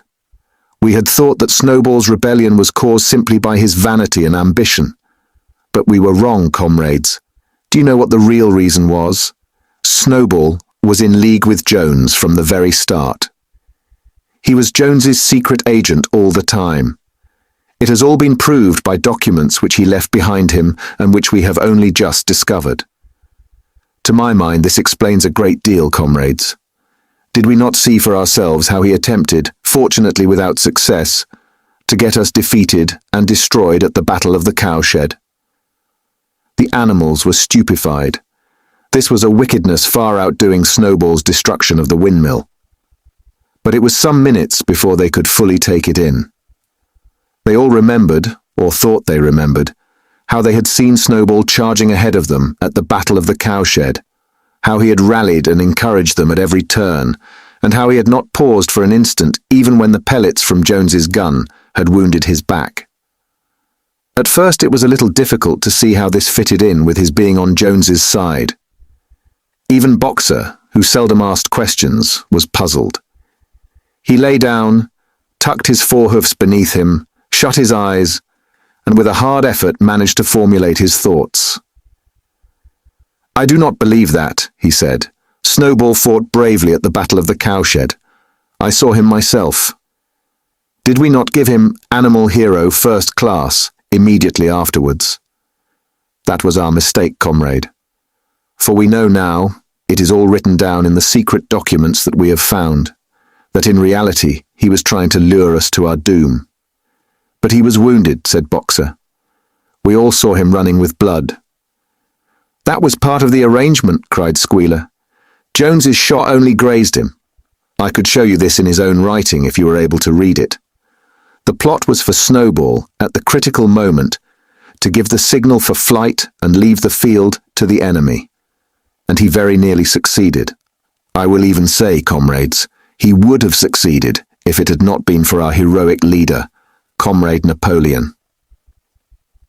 Do you not remember how, just at the moment when Jones and his men had got inside the yard, Snowball suddenly turned and fled, and many animals followed him? And do you not remember, too, that it was just at that moment, when panic was spreading and all seemed lost, that Comrade Napoleon sprang forward with a cry of "Death to humanity!" and sank his teeth in Jones's leg? "Surely you remember that, comrades," exclaimed Squealer, frisking from side to side. Now, when Squealer described the scene so graphically, it seemed to the animals that they did remember it. At any rate, they remembered that at the critical moment of the battle, Snowball had turned to flee. But Boxer was still a little uneasy. "I do not believe that Snowball was a traitor at the beginning," he said finally. "What he has done since is different. But I believe that at the Battle of the Cowshed he was a good comrade." "Our leader, Comrade Napoleon," announced Squealer, speaking very slowly and firmly, "has stated categorically, comrade, that Snowball was Jones's agent from the very beginning. Yes, and from long before the rebellion was ever thought of." "Ah, that is different," said Boxer. "If Comrade Napoleon says it, it must be right." "That is the true spirit, comrade," cried Squealer, but it was noticed he cast a very ugly look at Boxer with his little twinkling eyes. He turned to go, then paused and added impressively, "I warn every animal on this farm to keep his eyes very wide open. For we have reason to think that some of Snowball's secret agents are lurking among us at this moment." 4 days later, in the late afternoon, Napoleon ordered all the animals to assemble in the yard. When they were all gathered together, Napoleon emerged from the farmhouse, wearing both his medals, for he had recently awarded himself Animal Hero First Class and Animal Hero Second Class, with his 9 huge dogs frisking round him and uttering growls that sent shivers down all the animals' spines. They all cowered silently in their places, seeming to know in advance that some terrible thing was about to happen. Napoleon stood sternly surveying his audience. Then he uttered a high-pitched whimper. Immediately the dogs bounded forward, seized 4 of the pigs by the ear and dragged them, squealing with pain and terror, to Napoleon's feet. The pigs' ears were bleeding, the dogs had tasted blood, and for a few moments they appeared to go quite mad. To the amazement of everybody, 3 of them flung themselves upon Boxer. Boxer saw them coming and put out his great hoof, caught a dog in mid-air, and pinned him to the ground. The dogs shrieked for mercy, and the other 2 fled with their tails between their legs. Boxer looked at Napoleon to know whether he should crush the dog to death or let it go. Napoleon appeared to change countenance, and sharply ordered Boxer to let the dog go, whereat Boxer lifted his hoof, and the dog slunk away, bruised and howling. Presently the tumult died down. The 4 pigs waited, trembling, with guilt written on every line of their countenances. Napoleon now called upon them to confess their crimes. They were the same 4 pigs as had protested when Napoleon abolished the Sunday meetings. Without any further prompting, they confessed that they had been secretly in touch with Snowball ever since his expulsion, that they had collaborated with him in destroying the windmill, and that they had entered into an agreement with him to hand over Animal Farm to Mr. Frederick. They added that Snowball had privately admitted to them that he had been Jones's secret agent for years past. When they had finished their confession, the dogs promptly tore their throats out, and in a terrible voice, Napoleon demanded whether any other animal had anything to confess. The 3 hens who had been the ringleaders in the attempted rebellion over the eggs now came forward and stated that Snowball had appeared to them in a dream and incited them to disobey Napoleon's orders. They too were slaughtered. Then a goose came forward and confessed to having secreted 6 ears of corn during the last year's harvest and eaten them in the night. Then a sheep confessed to having urinated in the drinking pool, urged to do this, so she said, by Snowball, and 2 other sheep confessed to having murdered an old ram, an especially devoted follower of Napoleon, by chasing him round and round a bonfire when he was suffering from a cough. They were all slain on the spot, and so the tale of confessions and executions went on, until there was a pile of corpses lying before Napoleon's feet, and the air was heavy with the smell of blood, which had been unknown there since the expulsion of Jones. When it was all over, the remaining animals, except for the pigs and dogs, crept away in a body. They were shaken and miserable. They did not know which was more shocking, the treachery of the animals who had leagued themselves with Snowball, or the cruel retribution they had just witnessed. In the old days there had often been scenes of bloodshed equally terrible, but it seemed to all of them that it was far worse now that it was happening among themselves. Since Jones had left the farm, until today, no animal had killed another animal. Not even a rat had been killed. They had made their way onto the little knoll where the half-finished windmill stood, and with one accord they all lay down as though huddling together for warmth. Clover, Muriel, Benjamin, the cows, the sheep, and a whole flock of geese and hens. Everyone, indeed, except the cat, who had suddenly disappeared just before Napoleon ordered the animals to assemble. For some time nobody spoke. Only Boxer remained on his feet. He fidgeted to and fro, swishing his long black tail against his sides and occasionally uttering a little whinny of surprise. Finally he said, "I do not understand it. I would not have believed that such things could happen on our farm. It must be due to some fault in ourselves. The solution, as I see it, is to work harder. From now onwards I shall get up a full hour earlier in the mornings." And he moved off at his lumbering trot and made for the quarry. Having got there, he collected 2 successive loads of stone and dragged them down to the windmill before retiring for the night. The animals huddled about Clover, not speaking. The knoll where they were lying gave them a wide prospect across the countryside. Most of Animal Farm was within their view. The long pasture stretching down to the main road, the hayfield, the spinney, the drinking pool, the ploughed fields where the young wheat was thick and green, and the red roofs of the farm buildings with the smoke curling from the chimneys. It was a clear spring evening. The grass and the bursting hedges were gilded by the level rays of the sun. Never had the farm, and with a kind of surprise they remembered that it was their own farm, every inch of it their own property, appeared to the animals so desirable a place. As Clover looked down the hillside, her eyes filled with tears. If she could have spoken her thoughts, it would have been to say that this was not what they had aimed at when they had set themselves years ago to work for the overthrow of the human race. These scenes of terror and slaughter were not what they had looked forward to on that night when old Major first stirred them to rebellion.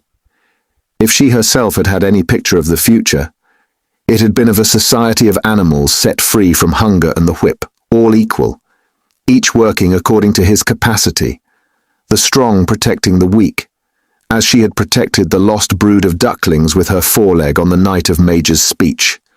Instead, she did not know why, they had come to a time when no one dared speak his mind, when fierce, growling dogs roamed everywhere, and when you had to watch your comrades torn to pieces after confessing to shocking crimes. There was no thought of rebellion or disobedience in her mind.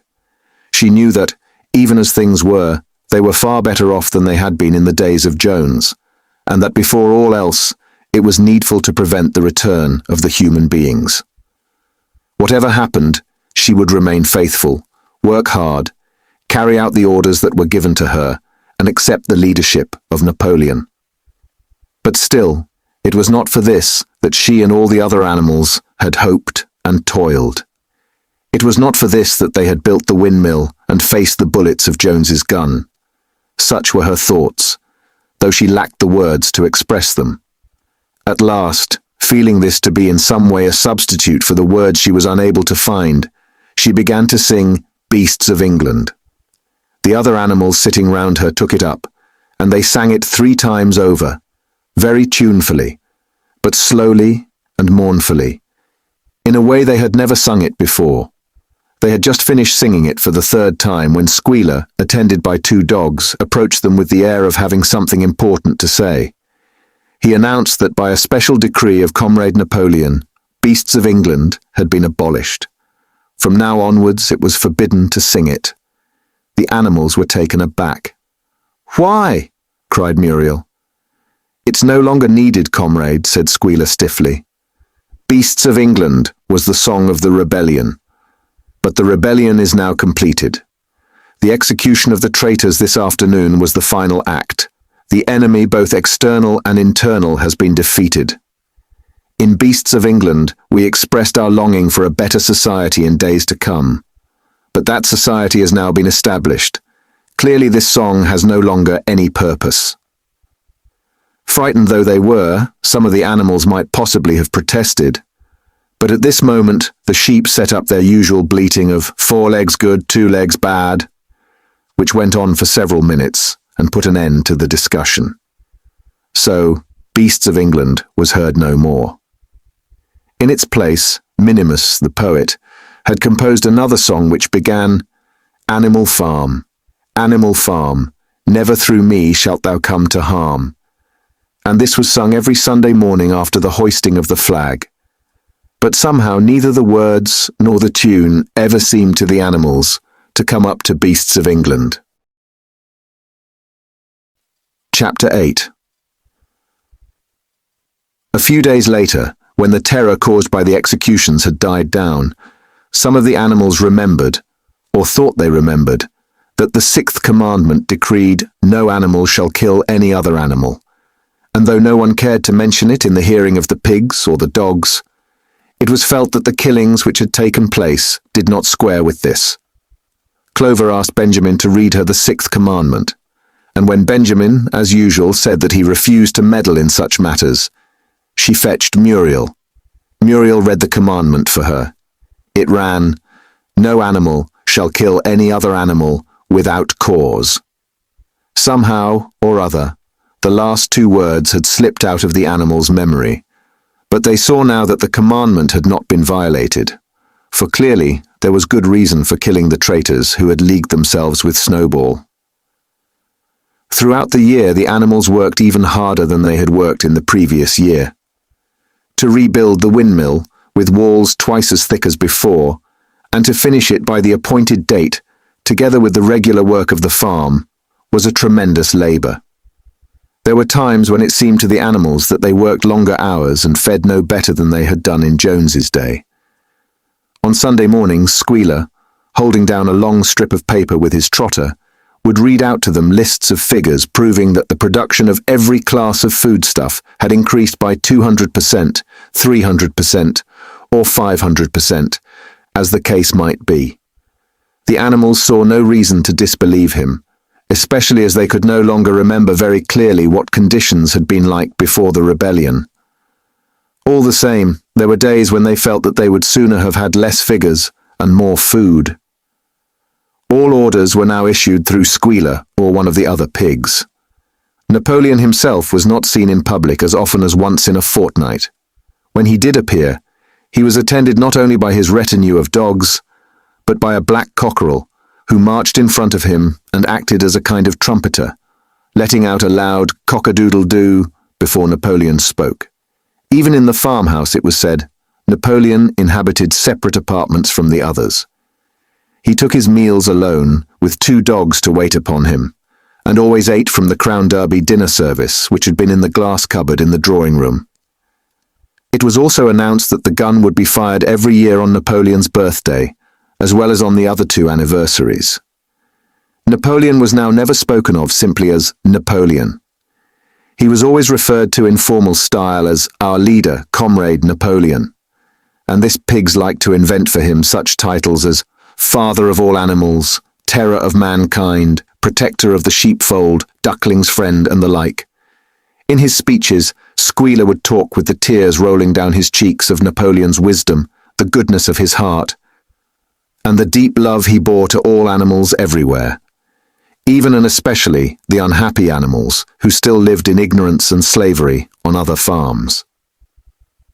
It had become usual to give Napoleon the credit for every successful achievement and every stroke of good fortune.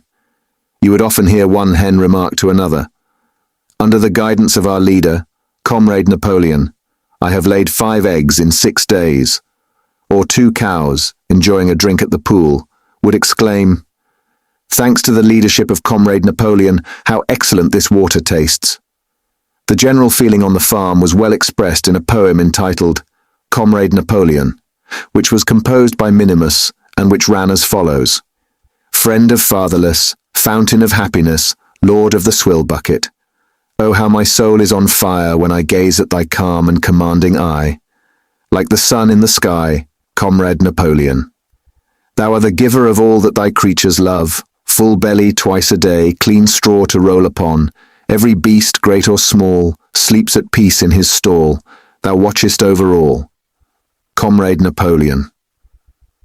Had I a sucking pig, ere he had grown as big, even as a pint bottle or as a rolling pin, he should have learned to be faithful and true to thee. Yes, his first squeak should be, Comrade Napoleon." Napoleon approved of this poem and caused it to be inscribed on the wall of the big barn, at the opposite end from the 7 commandments. It was surmounted by a portrait of Napoleon, in profile, executed by Squealer in white paint. Meanwhile, through the agency of Whymper, Napoleon was engaged in complicated negotiations with Frederick and Pilkington. The pile of timber was still unsold. Of the 2, Frederick was the more anxious to get hold of it, but he would not offer a reasonable price. At the same time, there were renewed rumors that Frederick and his men were plotting to attack Animal Farm and to destroy the windmill, the building of which had aroused furious jealousy in him. Snowball was known to be still skulking on Pinchfield Farm. In the middle of the summer, the animals were alarmed to hear that 3 hens had come forward and confessed that, inspired by Snowball, they had entered into a plot to murder Napoleon.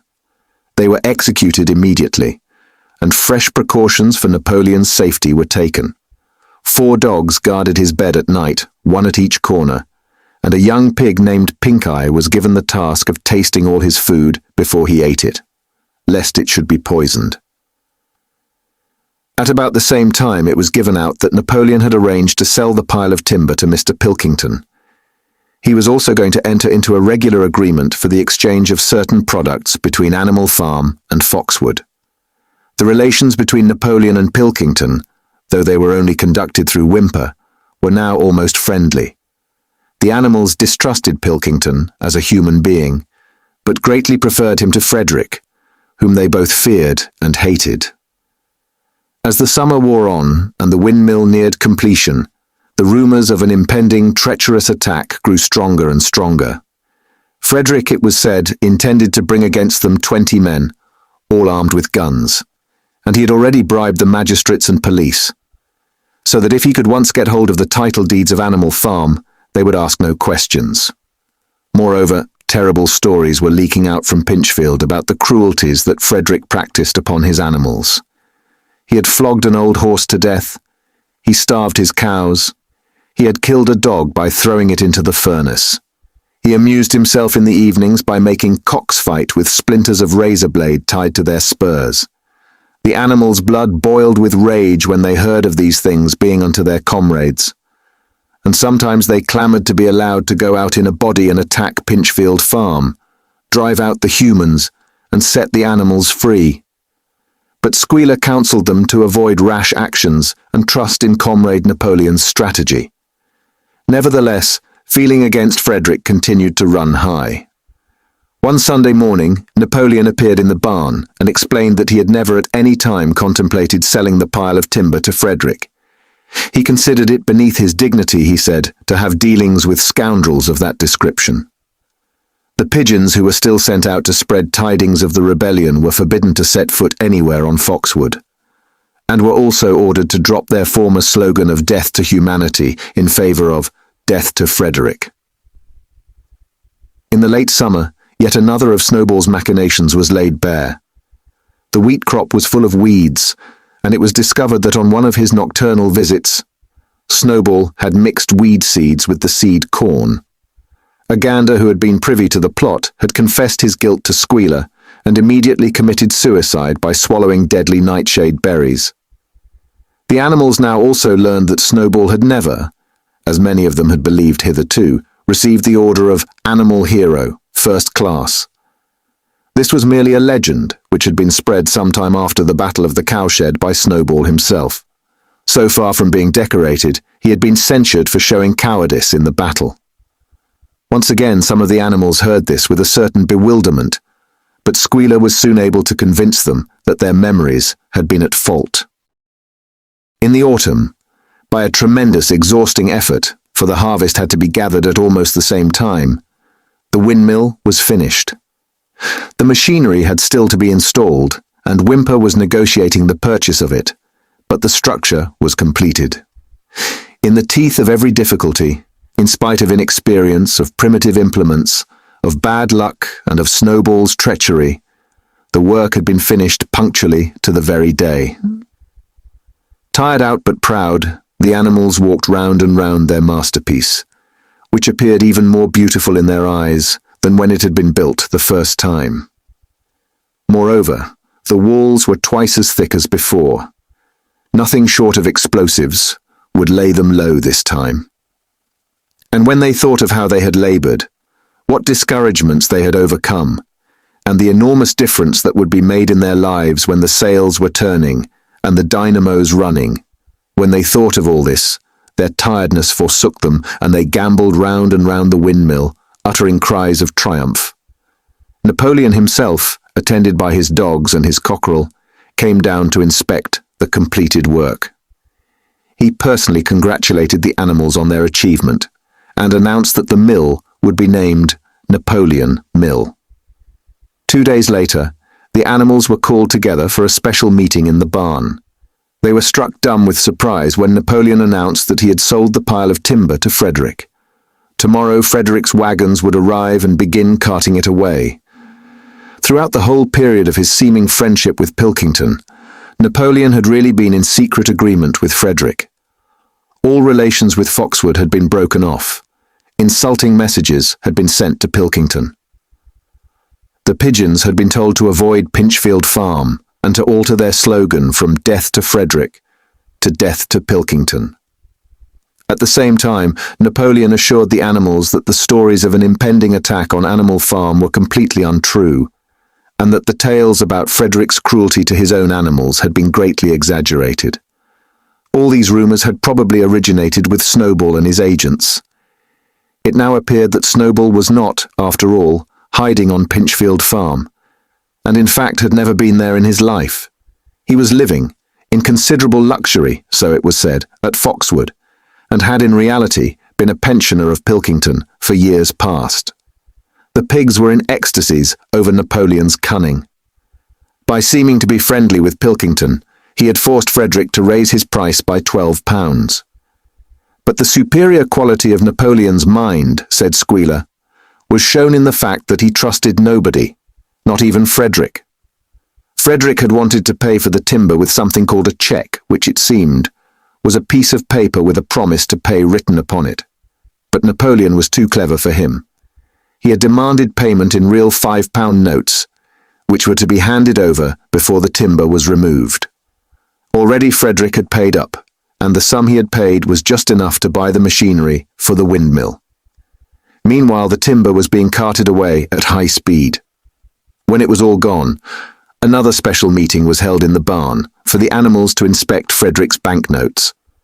Smiling beatifically and wearing both his decorations, Napoleon reposed on a bed of straw on the platform, with the money at his side, neatly piled on a china dish from the farmhouse kitchen. The animals filed slowly past, and each gazed his fill, and Boxer put out his nose to sniff at the banknotes, and the flimsy white things stirred and rustled in his breath.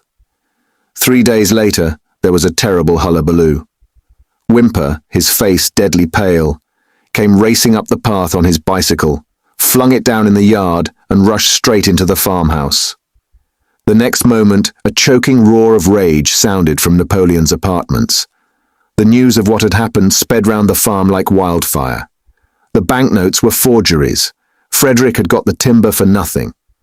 Napoleon called the animals together immediately and in a terrible voice pronounced the death sentence upon Frederick. When captured, he said, Frederick should be boiled alive. At the same time, he warned them that after this treacherous deed, the worst was to be expected. Frederick and his men might make their long-expected attack at any moment. Sentinels were placed at all the approaches to the farm. In addition, 4 pigeons were sent to Foxwood with a conciliatory message, which it was hoped might re-establish good relations with Pilkington. The very next morning, the attack came. The animals were at breakfast when the lookouts came racing in with the news that Frederick and his followers had already come through the 5-barred gate. Boldly enough, the animals sallied forth to meet them, but this time they did not have the easy victory that they had had in the Battle of the Cowshed. There were 15 men with half a dozen guns between them, and they opened fire as soon as they got within 50 yards. The animals could not face the terrible explosions and the stinging pellets, and in spite of the efforts of Napoleon and Boxer to rally them, they were soon driven back. A number of them were already wounded.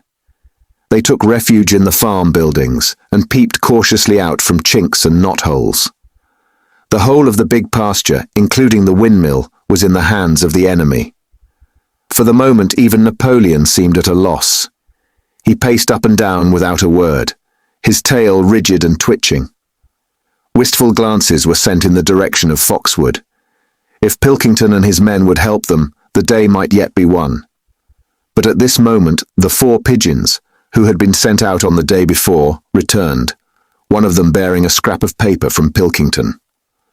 On it was penciled the words, "Serves you right." Meanwhile, Frederick and his men had halted about the windmill. The animals watched them, and a murmur of dismay went round. 2 of the men had produced a crowbar and a sledgehammer. They were going to knock the windmill down. "Impossible," cried Napoleon. "We have built the walls far too thick for that. They could not knock it down in a week. Courage, comrades! But Benjamin was watching the movements of the men intently. The two with the hammer and the crowbar were drilling a hole near the base of the windmill. Slowly, and with an air almost of amusement, Benjamin nodded his long muzzle. "I thought so," he said. "Do you not see what they are doing? In another moment they are going to pack blasting powder into that hole." Terrified, the animals waited. It was impossible now to venture out of the shelter of the buildings. After a few minutes, the men were seen to be running in all directions. Then there was a deafening roar. The pigeons swirled into the air, and all the animals, except Napoleon, flung themselves flat on their bellies and hid their faces. When they got up again, a huge cloud of black smoke was hanging where the windmill had been. Slowly the breeze drifted it away. The windmill had ceased to exist.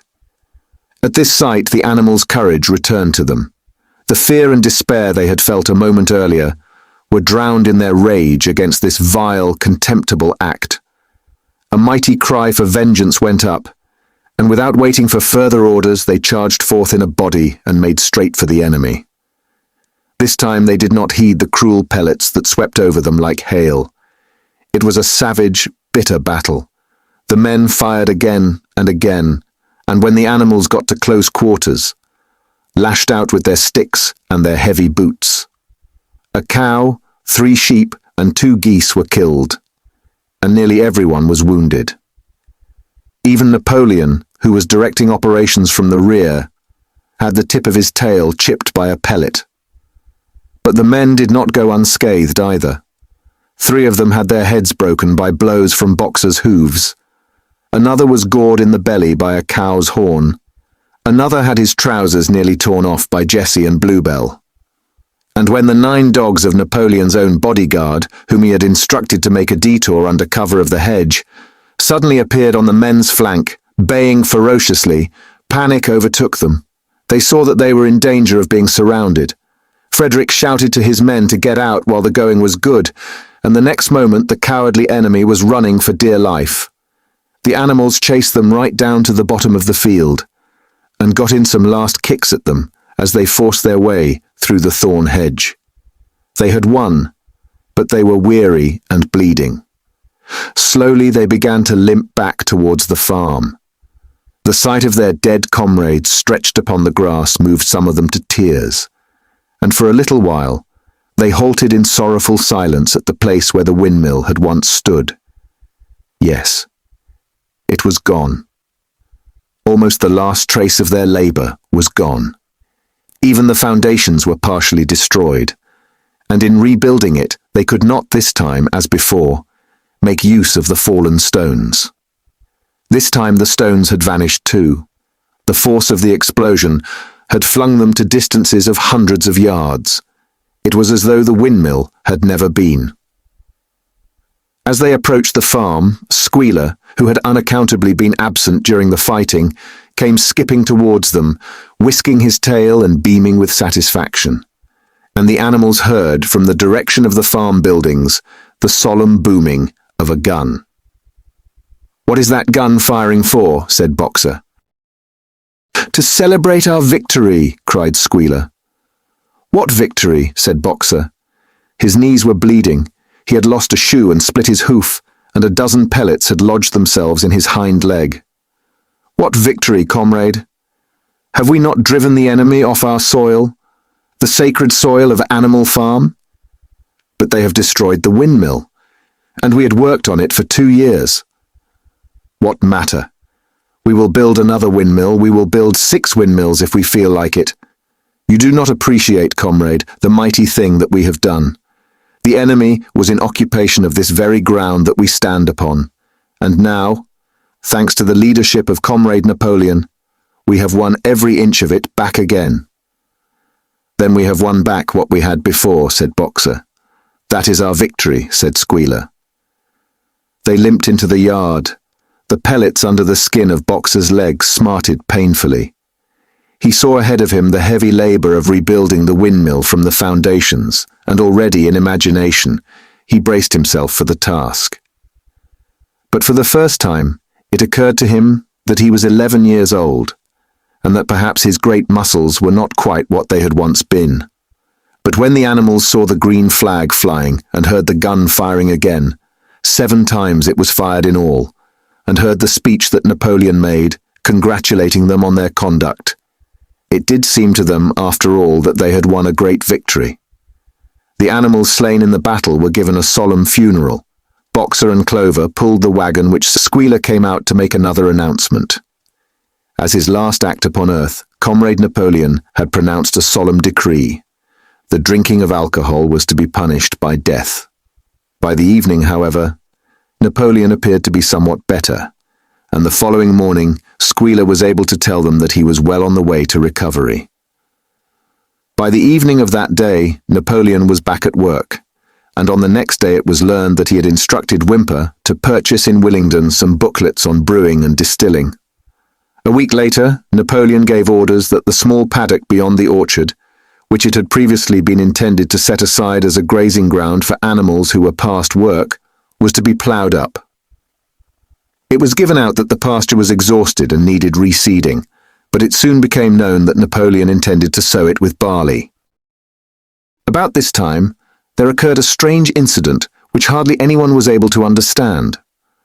One night, at about 12 o'clock, there was a loud crash in the yard, and the animals rushed out of their stalls. It was a moonlit night. At the foot of the end wall of the big barn, where the 7 commandments were written, there lay a ladder broken in 2 pieces. Squealer, temporarily stunned, was sprawling beside it, and near at hand there lay a lantern, a paintbrush, and an overturned pot of white paint. The dogs immediately made a ring round Squealer, and escorted him back to the farmhouse as soon as he was able to walk. None of the animals could form any idea as to what this meant, except old Benjamin, who nodded his muzzle with a knowing air and seemed to understand, but would say nothing. But a few days later, Muriel, reading over the 7 commandments to herself, noticed that there was yet another of them which the animals had remembered wrong. They had thought the 5th commandment was, "No animal shall drink alcohol," but there were 2 words that they had forgotten. Actually, the commandment read, "No animal shall drink alcohol to excess."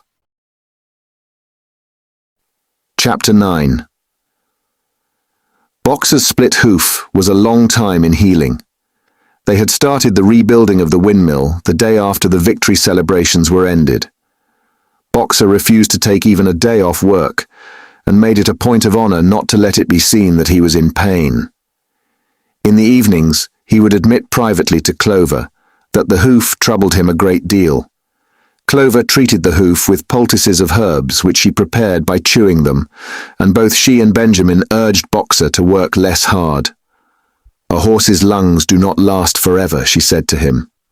But Boxer would not listen. He had, he said, only one real ambition left: to see the windmill well underway before he reached the age for retirement. At the beginning, when the laws of Animal Farm were first formulated, the retiring age had been fixed for horses and pigs at 12, for cows at 14, for dogs at 9, for sheep at 7, and for hens and geese at 5. Liberal old-age pensions had been agreed upon. As yet no animal had actually retired on pension, but of late the subject had been discussed more and more. Now that the small field beyond the orchard had been set aside for barley, it was rumoured that a corner of the large pasture was to be fenced off and turned into a grazing ground for superannuated animals. For a horse, it was said, the pension would be 5 pounds of corn a day, and in winter, 15 pounds of hay, with a carrot or possibly an apple on public holidays. Boxer's 12th birthday was due in the late summer of the following year. Meanwhile, life was hard. The winter was as cold as the last one had been, and food was even shorter.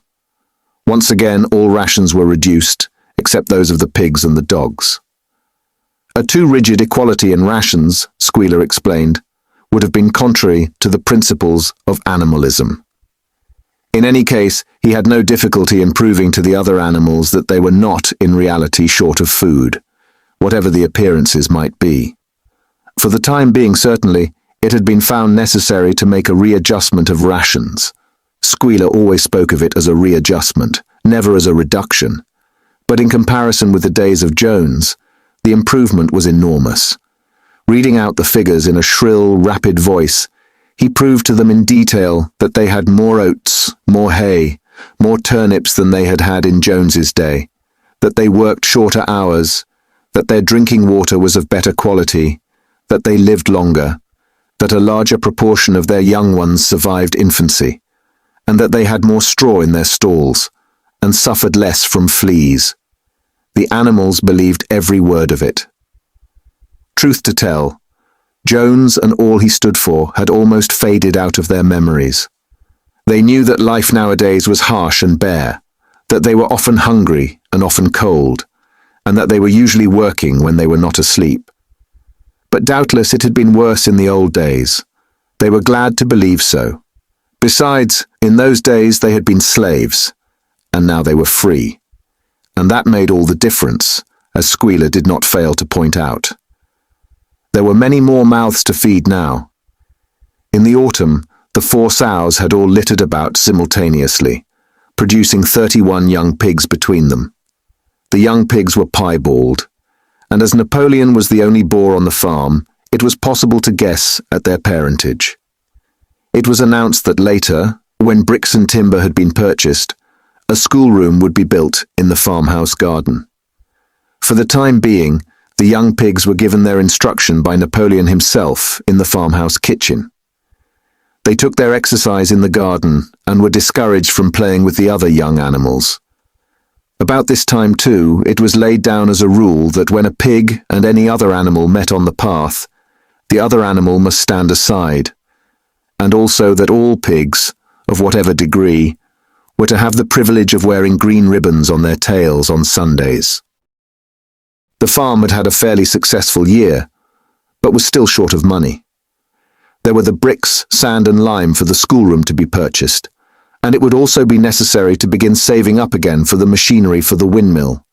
Then there were lamp oil and candles for the house, sugar for Napoleon's own table — he forbade this to the other pigs on the ground that it made them fat — and all the usual replacements such as tools, nails, string, coal, wire, scrap iron and dog biscuits.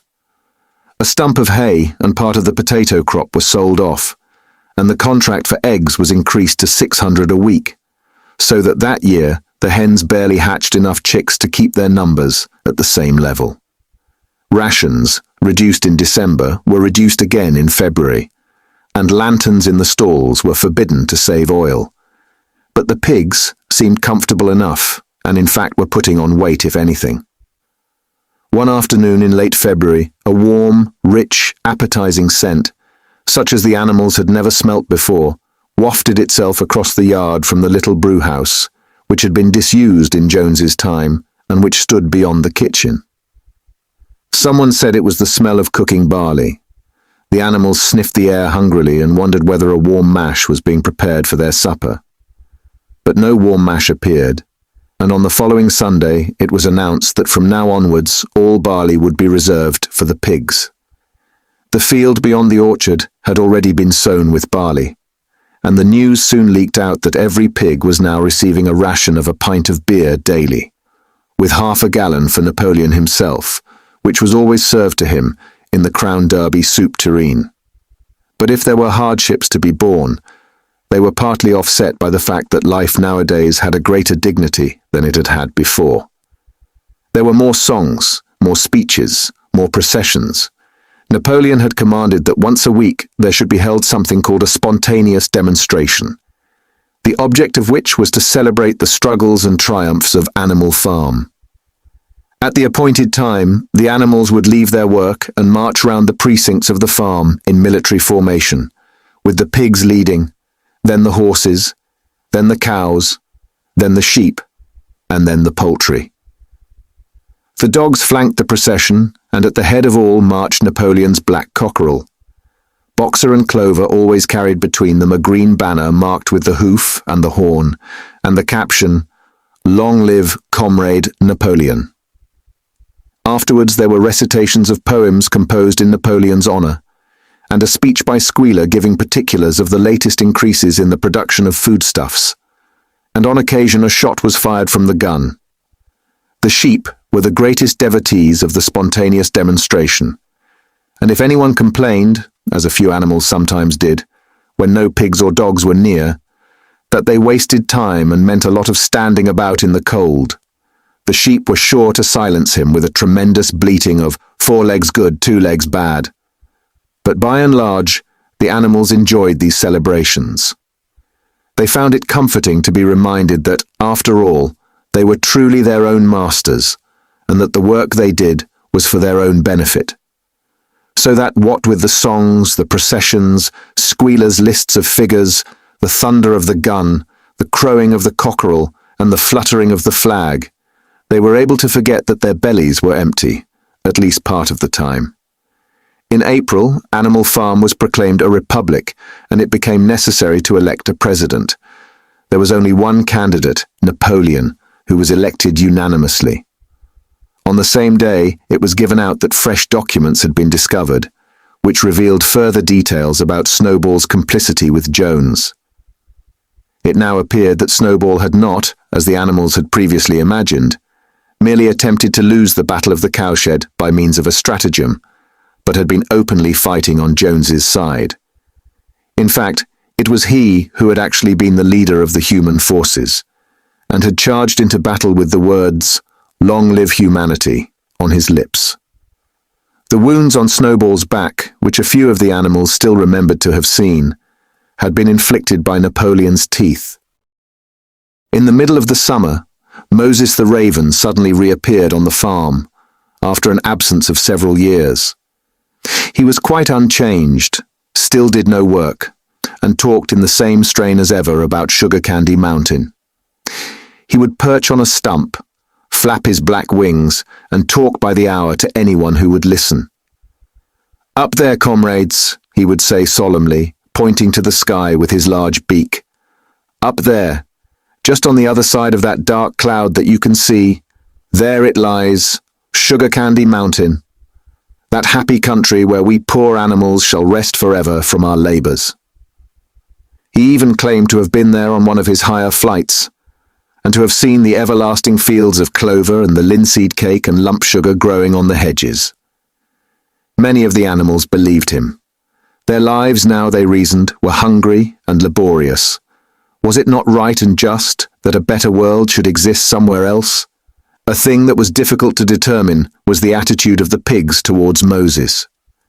They all declared contemptuously that his stories about Sugar Candy Mountain were lies, and yet they allowed him to remain on the farm, not working, with an allowance of a gill of beer a day.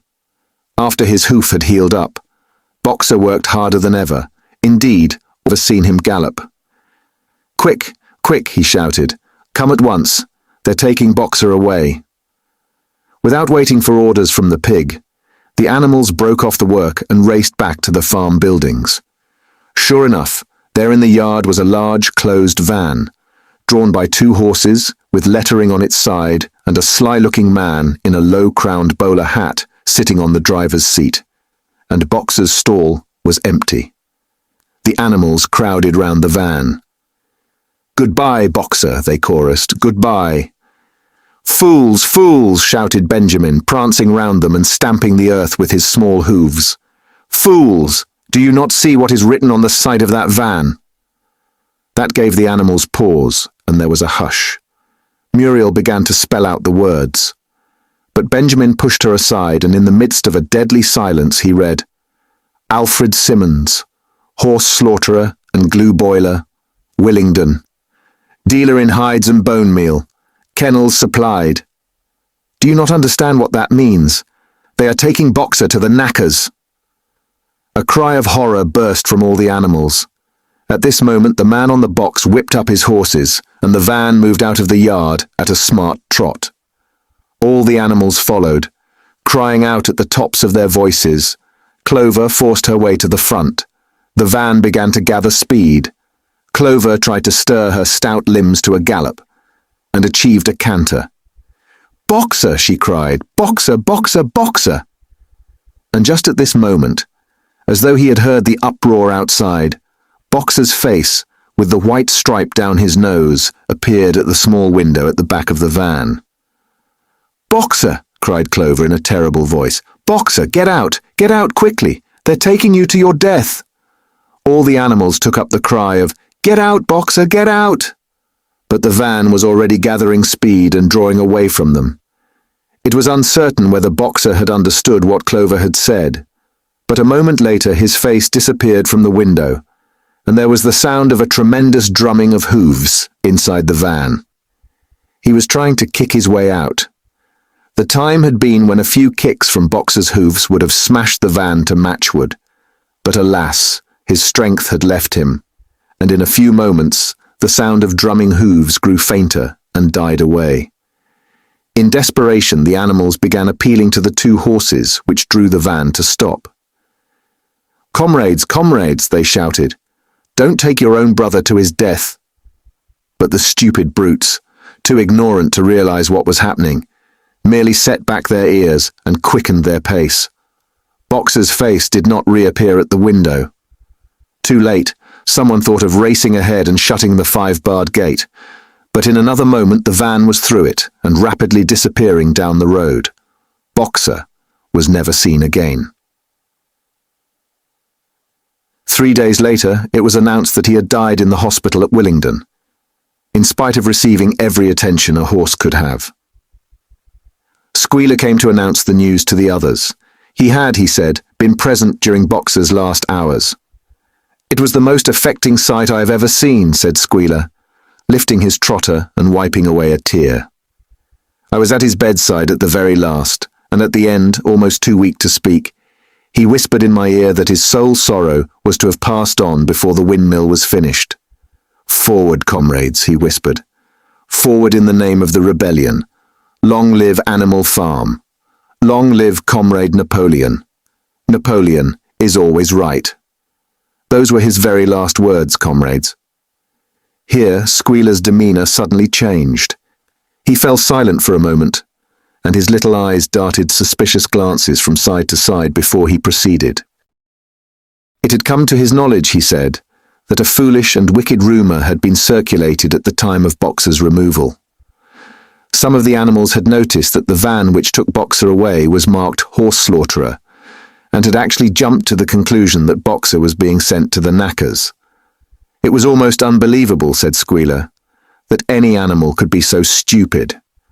"Surely," he cried indignantly, whisking his tail and skipping from side to side, "surely they knew their beloved leader, Comrade Napoleon, better than that." But the explanation was really very simple. The van had previously been the property of the knacker, and had been bought by the veterinary surgeon, who had not yet painted the old name out. That was how the mistake had arisen.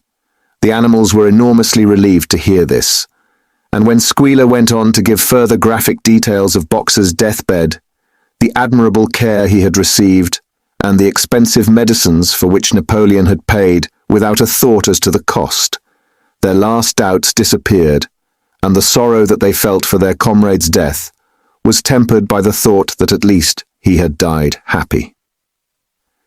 Napoleon himself appeared at the meeting on the following Sunday morning and pronounced a short oration in Boxer's honor.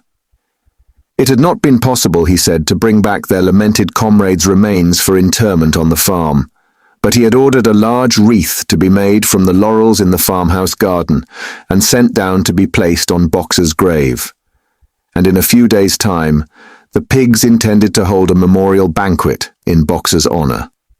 Napoleon ended his speech with a reminder of Boxer's two favorite maxims: "I will work harder," and "Comrade Napoleon is always right." Maxims, he said, which every animal would do well to adopt as his own. On the day appointed for the banquet, a grocer's van drove up from Willingdon and delivered a large wooden crate at the farmhouse.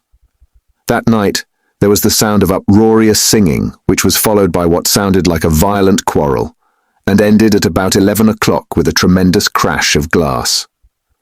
No one stirred in the farmhouse before noon on the following day, and the word went round that from somewhere or other the pigs had acquired the money to buy themselves another case of whiskey.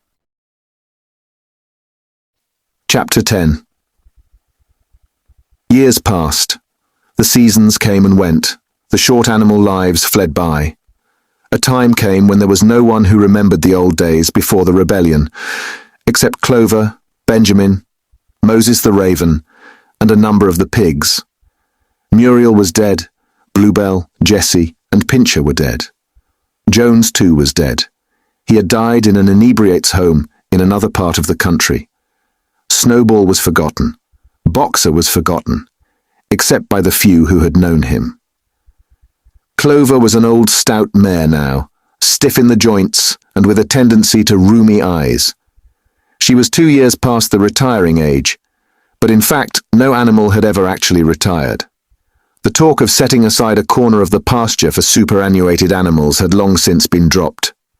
Napoleon was now a mature boar of 24 stone. Squealer was so fat that he could with difficulty see out of his eyes. Only old Benjamin was much the same as ever, except for being a little greyer about the muzzle, and since Boxer's death, more morose and taciturn than ever. There were many more creatures on the farm now, though the increase was not so great as had been expected in earlier years. Many animals had been born to whom the rebellion was only a dim tradition, passed on by word of mouth, and others had been bought who had never heard mention of such a thing before their arrival. The farm possessed 3 horses now, besides Clover. They were fine upstanding beasts, willing workers and good comrades, but very stupid. None of them proved able to learn the alphabet beyond the letter B. They accepted everything that they were told about the rebellion and the principles of animalism, especially from Clover, for whom they had an almost filial respect. But it was doubtful whether they understood very much of it. The farm was more prosperous now and better organized. It had even been enlarged by 2 fields which had been bought from Mr. Pilkington. The windmill had been successfully completed at last, and the farm possessed a threshing machine and a hay elevator of its own, and various new buildings had been added to it. Whymper had bought himself a dog cart. The windmill, however, had not after all been used for generating electrical power. It was used for milling corn, and brought in a handsome money profit. The animals were hard at work building yet another windmill. When that one was finished, so it was said, the dynamos would be installed. But the luxuries of which Snowball had once taught the animals to dream, the stalls with electric light and hot and cold water, and the 3-day week were no longer talked about. Napoleon had denounced such ideas as contrary to the spirit of animalism. The truest happiness, he said, lay in working hard and living frugally. Somehow it seemed as though the farm had grown richer without making the animals themselves any richer, except of course for the pigs and the dogs. Perhaps this was partly because there were so many pigs and so many dogs. It was not that these creatures did not work after their fashion. There was, as Squealer was never tired of explaining, endless work in the supervision and organization of the farm. Much of this work was of a kind that the other animals were too ignorant to understand. For example, Squealer told them that the pigs had to expend enormous labors every day upon mysterious things called files, reports, minutes, and memoranda. These were large sheets of paper which had to be closely covered with writing, and as soon as they were so covered, they were burnt in the furnace. This was of the highest importance for the welfare of the farm, Squealer said, but still, neither pigs nor dogs produced any food by their own labor, and there were very many of them, and their appetites were always good. As for the others, their life, so far as they knew, was as it had always been. They were generally hungry, they slept on straw, they drank from the pool, they labored in the fields. In winter, they were troubled by the cold, and in summer, by the flies. Sometimes the older ones among them racked their dim memories and tried to determine whether in the early days of the rebellion, when Jones's expulsion was still recent, things had been better or worse than now. They could not remember. There was nothing with which they could compare their present lives. They had nothing to go upon except Squealer's lists of figures, which invariably demonstrated that everything was getting better and better. The animals found the problem insoluble. In any case, they had little time for speculating on such things now. Only old Benjamin professed to remember every detail of his long life, and to know that things never had been, nor ever could be, much better or much worse. Hunger, hardship, and disappointment being, so he said, the unalterable law of life. And yet the animals never gave up hope. More, they never lost, even for an instant, their sense of honor and privilege in being members of Animal Farm. They were still the only farm in the whole county, in all England, owned and operated by animals. Not one of them, not even the youngest, not even the newcomers who had been brought from farms 10 or 20 miles away, ever ceased to marvel at that. And when they heard the gun booming and saw the green flag fluttering at the masthead, their hearts swelled with imperishable pride, and the talk turned always towards the old heroic days, the expulsion of Jones, the writing of the 7 Commandments, the great battles in which the human invaders had been defeated. None of the old dreams had been abandoned.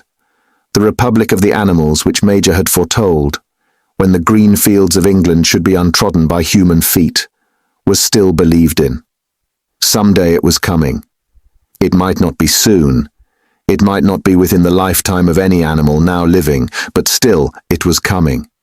Even the tune of Beasts of England was perhaps hummed secretly here and there.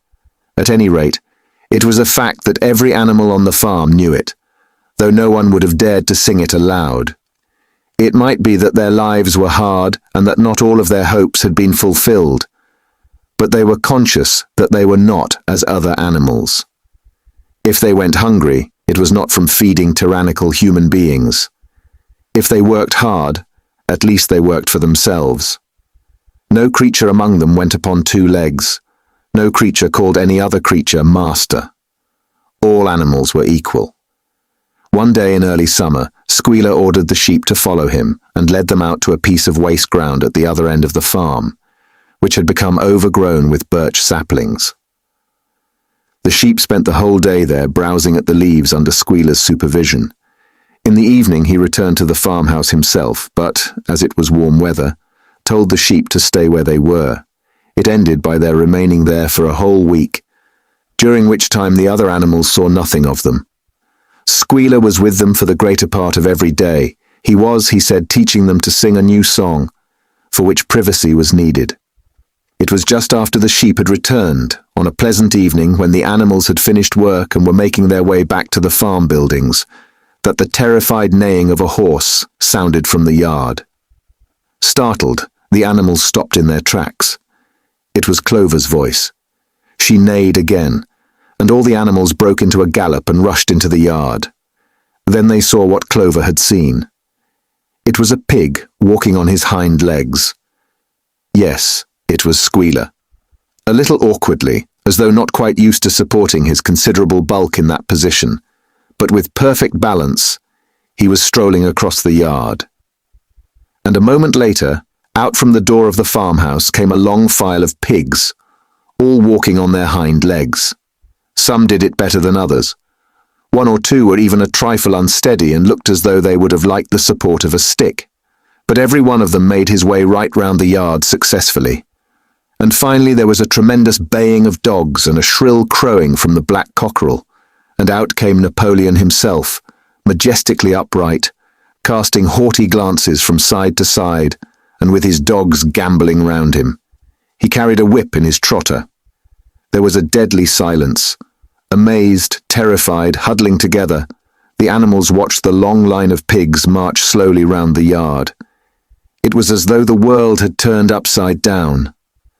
Then there came a moment when the first shock had worn off, and when, in spite of everything, in spite of their terror of the dogs, and of the habit, developed through long years, of never complaining, never criticizing, no matter what happened, they might have uttered some word of protest. But just at that moment, as though at a signal, all the sheep burst out into a tremendous bleating of 4 legs good, 2 legs better, 4 legs good, 2 legs better, 4 legs good, 2 legs better.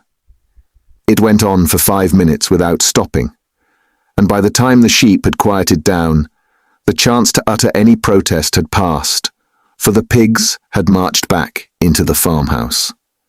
Benjamin felt a nose nuzzling at his shoulder. He looked round. It was Clover. Her old eyes looked dimmer than ever. Without saying anything, she tugged gently at his mane and led him round to the end of the big barn, where the 7 commandments were written. For a minute or two they stood gazing at the tattered wall with its white lettering. "My sight is failing," she said finally. "Even when I was young I could not have read what was written there. But it appears to me that that wall looks different. Are the 7 commandments the same as they used to be, Benjamin?" For once, Benjamin consented to break his rule, and he read out to her what was written on the wall. There was nothing there now except a single commandment. It ran, "All animals are equal, but some animals are more equal than others." After that, it did not seem strange when next day the pigs who were supervising the work of the farm all carried whips in their trotters. It did not seem strange to learn that the pigs had bought themselves a wireless set, were arranging to install a telephone, and had taken out subscriptions to John Bull, Titbits, and the Daily Mirror. It did not seem strange when Napoleon was seen strolling in the farmhouse garden with a pipe in his mouth. No, not even when the pigs took Mr. Jones's clothes out of the wardrobes and put them on. Napoleon himself appearing in a black coat, rat-catcher breeches, and leather leggings, while his favourite sow appeared in the watered silk dress, which Mrs. Jones had been used to wearing on Sundays. A week later, in the afternoon, a number of dog carts drove up to the farm. A deputation of neighbouring farmers had been invited to make a tour of inspection. They were shown all over the farm and expressed great admiration for everything they saw, especially the windmill. The animals were weeding the turnip field. They worked diligently, hardly raising their faces from the ground, and not knowing whether to be more frightened of the pigs or of the human visitors. That evening, loud laughter and bursts of singing came from the farmhouse, and suddenly, at the sound of the mingled voices, the animals were stricken with curiosity. What could be happening in there, now that for the first time animals and human beings were meeting on terms of equality? With one accord, they began to creep as quietly as possible into the farmhouse garden. At the gate they paused, half frightened to go on, but Clover led the way in. They tiptoed up to the house, and such animals as were tall enough peered in at the dining room further from the truth. Their sole wish, now and in the past, was to live at peace and in normal business relations with their neighbours. This farm, which he had the honour to control, he added, was a cooperative enterprise. The title deeds, which were in his own possession, were owned by the pigs jointly. He did not believe, he said, that any of the old suspicions still lingered, but certain changes had been made recently in the routine of the farm, which should have the effect of promoting confidence still further. Hitherto, the animals on the farm had had a rather foolish custom of addressing one another as comrade. This was to be suppressed. There had also been a very strange custom, whose origin was unknown, of marching every Sunday morning past a boar's skull which was nailed to a post in the garden. This too would be suppressed, and the skull had already been buried. His visitors might have observed, too, the green flag which flew from the masthead. If so, they would perhaps have noted that the white hoof and horn, with which it had previously been marked, had now been removed. It would be a plain green flag from now onwards. He had only one criticism, he said, to make of Mr. Pilkington's excellent and neighbourly speech. Mr. Pilkington had referred throughout to Animal Farm. He could not, of course, know, for he, Napoleon, was only now for the first time announcing it, that the name Animal Farm had been abolished. Henceforward, the farm was to be known as the Manor Farm, which he believed was its correct and original name. "Gentlemen," concluded Napoleon, "I will give you the same toast as before, but in a different form. Fill your glasses to the brim. Gentlemen, here is my toast, to the prosperity of the Manor Farm." There was the same hearty cheering as before, and the mugs were emptied to the dregs. But as the animals outside gazed at the scene, It seemed to them that some strange thing was happening. What was it that had altered in the faces of the pigs? Clover's old dim eyes flitted from one face to another. Some of them had 5 chins, some had 4, some had 3. But what was it that seemed to be melting and changing? Then, the applause having come to an end, the company took up their cards and continued the game that had been interrupted, and the animals crept silently away. But they had not gone 20 yards when they stopped short. An uproar of voices was coming from the farmhouse. They rushed back and looked through the window again. Yes, a violent quarrel was in progress. There were shoutings, bangings on the table, sharp suspicious glances, furious denials. The source of the trouble appeared to be that Napoleon and Mr. Pilkington had each played an ace of spades simultaneously. 12 voices were shouting in anger, and they were all alike. No question now what had happened to the faces of the pigs. The creatures outside looked from pig to man, and from man to pig, and from pig to man again, but already it was impossible to say which was which. The end. Thank you for listening. If you like our recordings, consider liking this video and subscribing to our channel so you don't miss any more audiobooks.